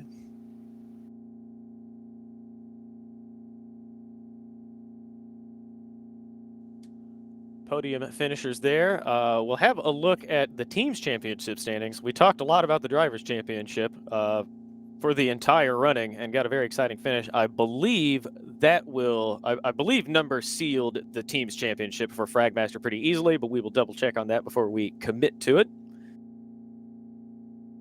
And I'm wondering if that's Sidus on Altsu's points alone that are gonna take 2nd place in the championship. I believe you are correct. We'll get confirmation of that. I don't know the GD team scoring to any points in this event, so that should be. I think you're right. That is P2 for Team Sidus in the team championship on Alexis Lamerto's effort alone. Performing under pressure again. Well done to him and the other 2 drivers, Number and Rando, on the podium. I think that was, I think, certainly we all agree that that was the best driving we have seen the entire season.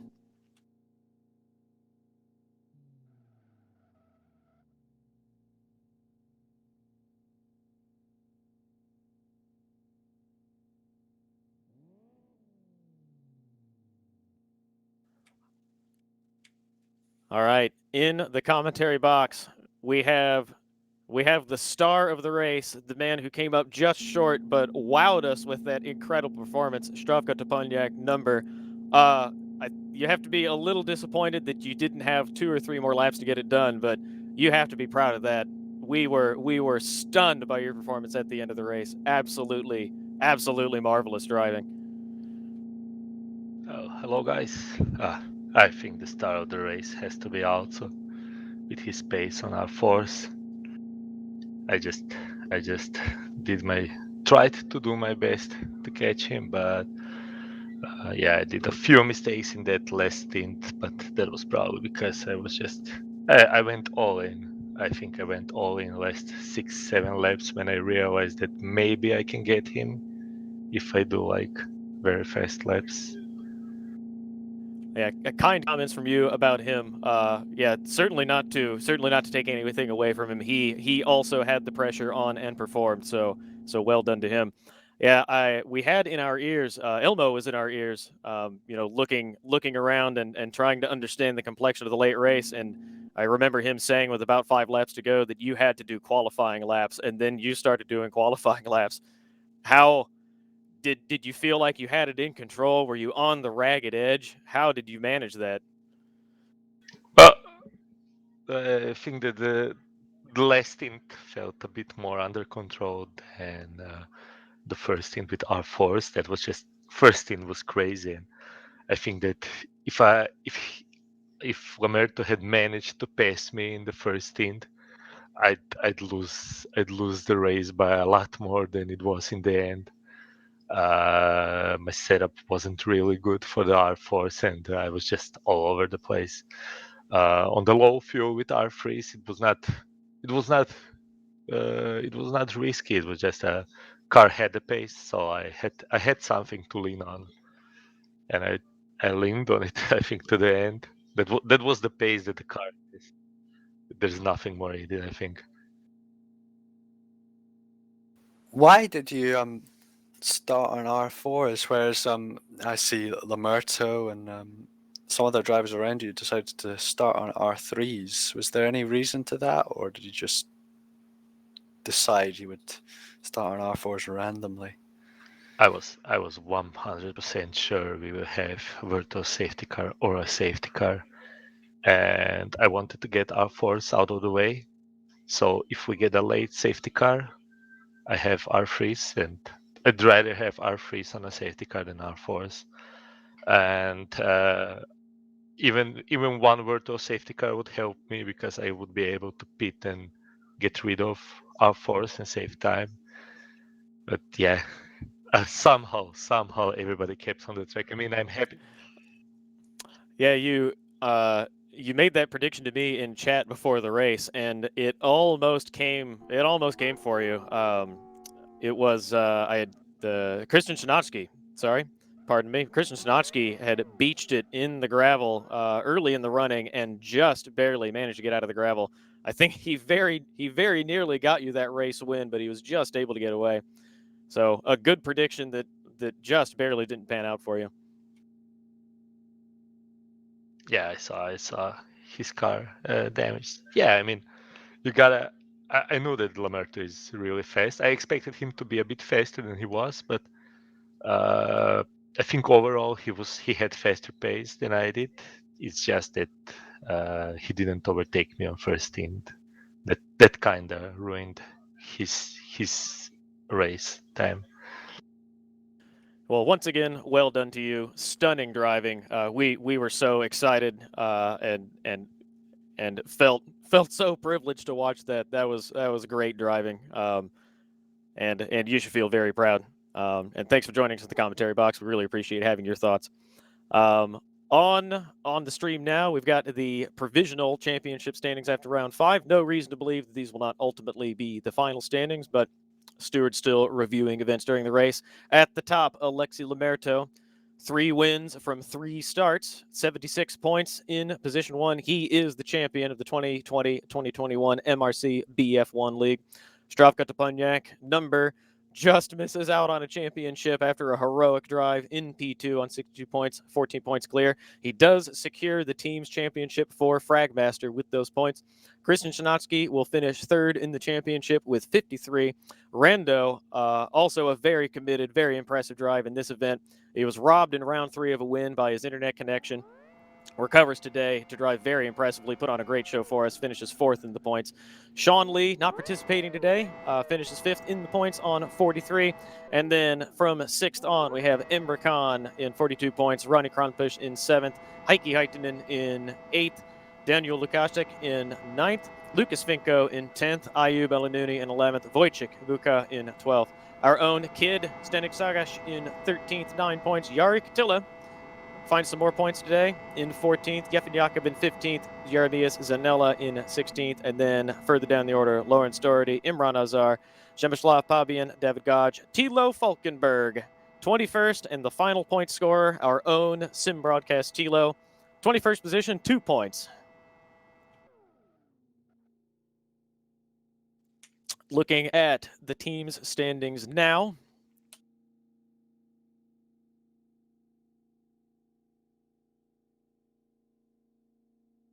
We have, Fragmasters are the, deserved winners by quite a while with 122 points.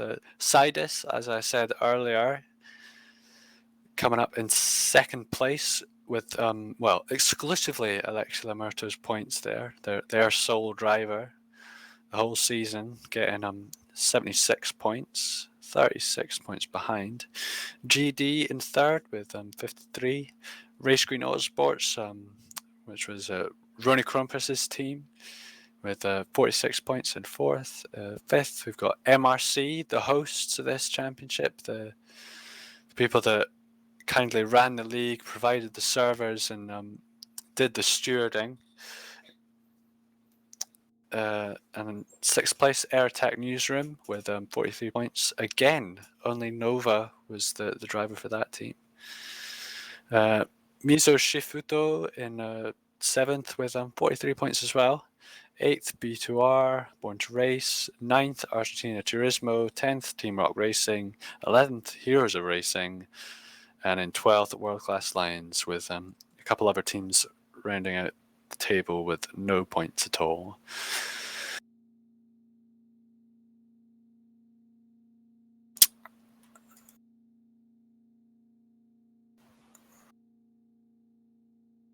All right, we'll have Lucas Finko in to chat with us in just a moment. So we'll go quiet for a minute, have a breath while we wait for him to come in. That didn't take that long. He's here now, Lucas. Again, kind of bad luck. Kind of bad luck early in the running. You got collected by Yari. A bit of a collision there, but then, after a mishap, you were on pace. Drove a consistent race. You should be happy with points, I think.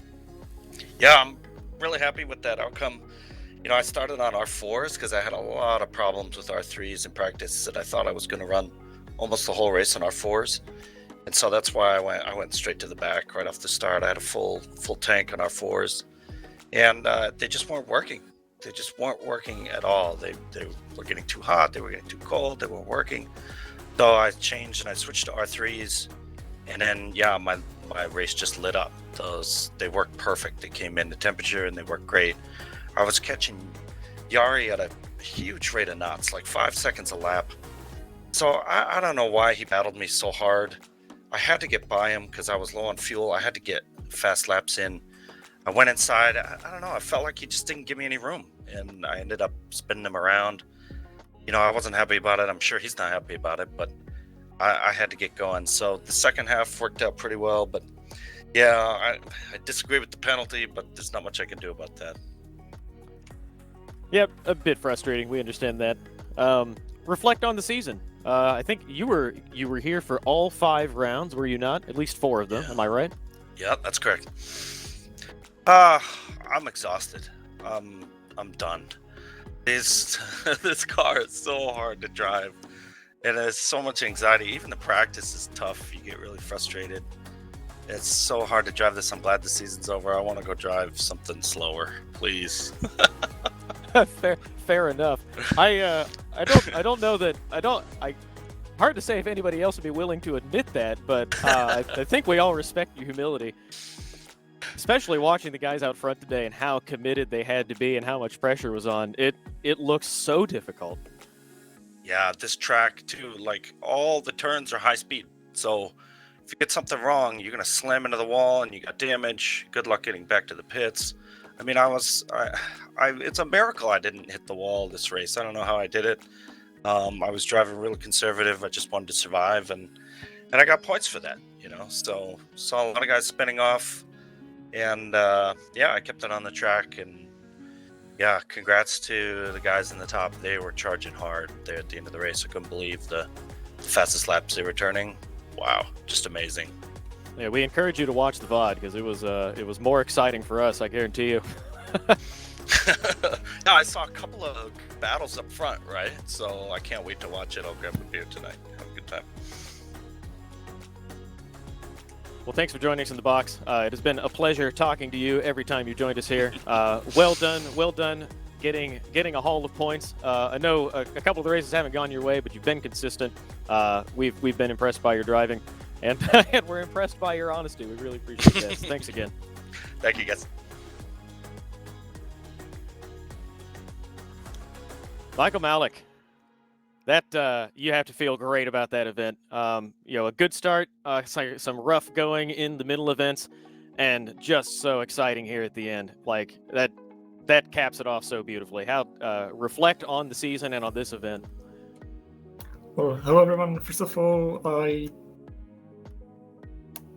have to say that I'm here on behalf of Ricky, who is unable to be here because of some work. So he is the father of the series, so he probably would have the most to say about it. But first of all, I have to say thank you everyone who joined, all the drivers. I have to thanks to our staff, Rabbit, Talha, Mega, Gemini. I hope I don't forget everyone.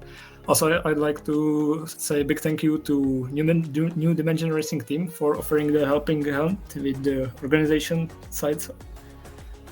That really helped us in the mid-season because we were making some mistakes as we were pretty new to the event organizing. And last but not least, big thanks to you guys for providing a highly professional stream of our events. Very kind of you. Thank you.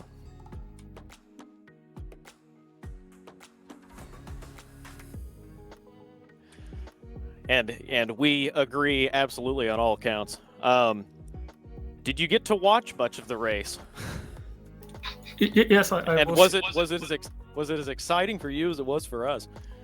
Well, the last, let's say, 8 laps were really exciting. Sadly, Number did one particular mistake that did cost him a lot of time, and I think ultimately it went to his failure to catch the leader. But I think if he didn't make that mistake, he would win the race. So I think he's really angry on himself at this point. But that's the racing, so yeah, it was really exciting, and I heard that you had fun too. we did. Yes, thank you for that. We had we had a lot of fun calling these events, but this one in particular, the entire distance, and then especially at the end, a brilliant climax to a great season. It has been a pleasure and a privilege for us. It was a blast. I'm really glad we did this. Well, thank you again for joining us in the box, and thank you for organizing this. Again, we appreciate it immensely and echo all your sentiments. Thanks to the drivers, and congratulations to Alexa Lamerto, and thanks to everyone on your team and the NDR staff. This has been brilliant, and we've really enjoyed it.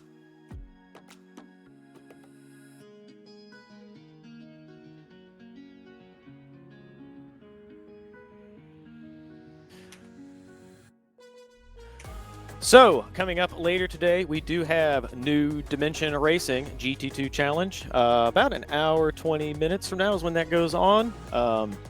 1800 hours UTC, and we do have a trailer for that, which we will put on now.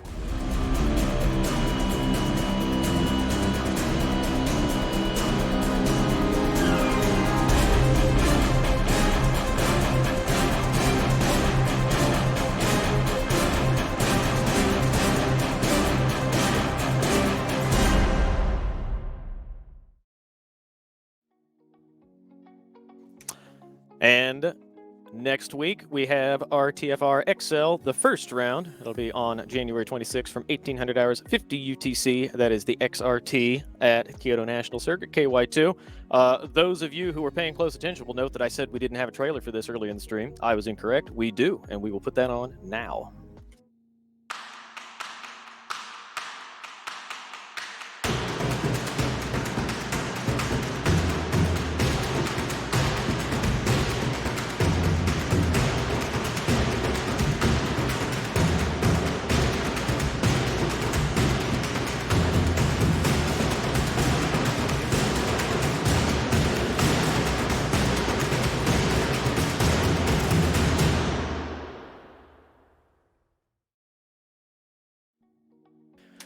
And in the excitement of the race, we did not post, or we did not share that there is a driver of the day poll, as we've had in earlier events. That would have gone up in chat, so I think a lot of people saw it. This should come as no surprise. Number Zdravka Toponiak from the Fragmaster team, the clear winner in the driver of the day polling. Not to take anything away from Alexi Lamerto, who rose to the occasion, handled the pressure, and took the championship. But incredible driving from Number.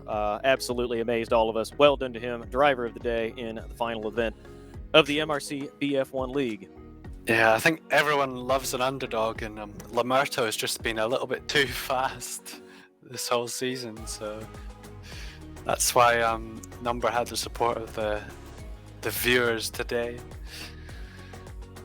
Yes, indeed. I think that will about do it for us. Adam, do you have any final thoughts to share, reflections on this season? Yeah, it seemed like the whole season was almost a build-up to that final race.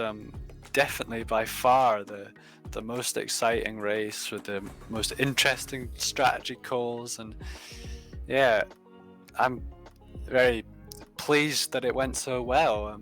MRC done a great job organizing the league. They're relatively new to organizing stuff like this, and it's obvious that they have the potential to do more in Live for Speed, and yeah, I'm looking forward to what they do in the future. Me too. Very exciting stuff, and I also hope to see more. That will do it for us. First, we should say congratulations to Alexi Lamerto. He rose to the occasion. He did not succumb to pressure, kept Number behind him, drove his race, and was able to secure the Drivers' Championship. 3 wins from 3 starts. Well done to him. Congratulations. Also, a consolation prize, and congratulations to Fragmaster on the team's championship, almost entirely on Numbers points. Well done to him, driver of the day. Very exciting driving. Super drive from him, and we felt privileged to watch him put on an incredible performance trying to trace down Alexi Lamerto. Finally, thank you to our viewers, all of you who tuned in. It has been a pleasure to call these races for you, and we hope you've enjoyed them. From the MRC team, Ricky, Tim, Gemini, and Michael, thank you for organizing this. It has been a blast, a privilege for us to call this for you guys, and we've been great partners. We really appreciate you joining us to put this on. Jonathan Palmer today was the race director from New Dimension Racing, joining the MRC team to put on this event. And here from Sin Broadcast TV, Peter Butcher on production. Tilo Falkenberg does our excellent graphics. Chris McElroy is in our ears with all of the great calls, all of the events going on around the racetrack that we ourselves cannot see. Adam Brown, my commentary partner. And my name is Travis Mehlinger. Again, this has been a privilege. Thank you all so much, and have a great day. Goodbye.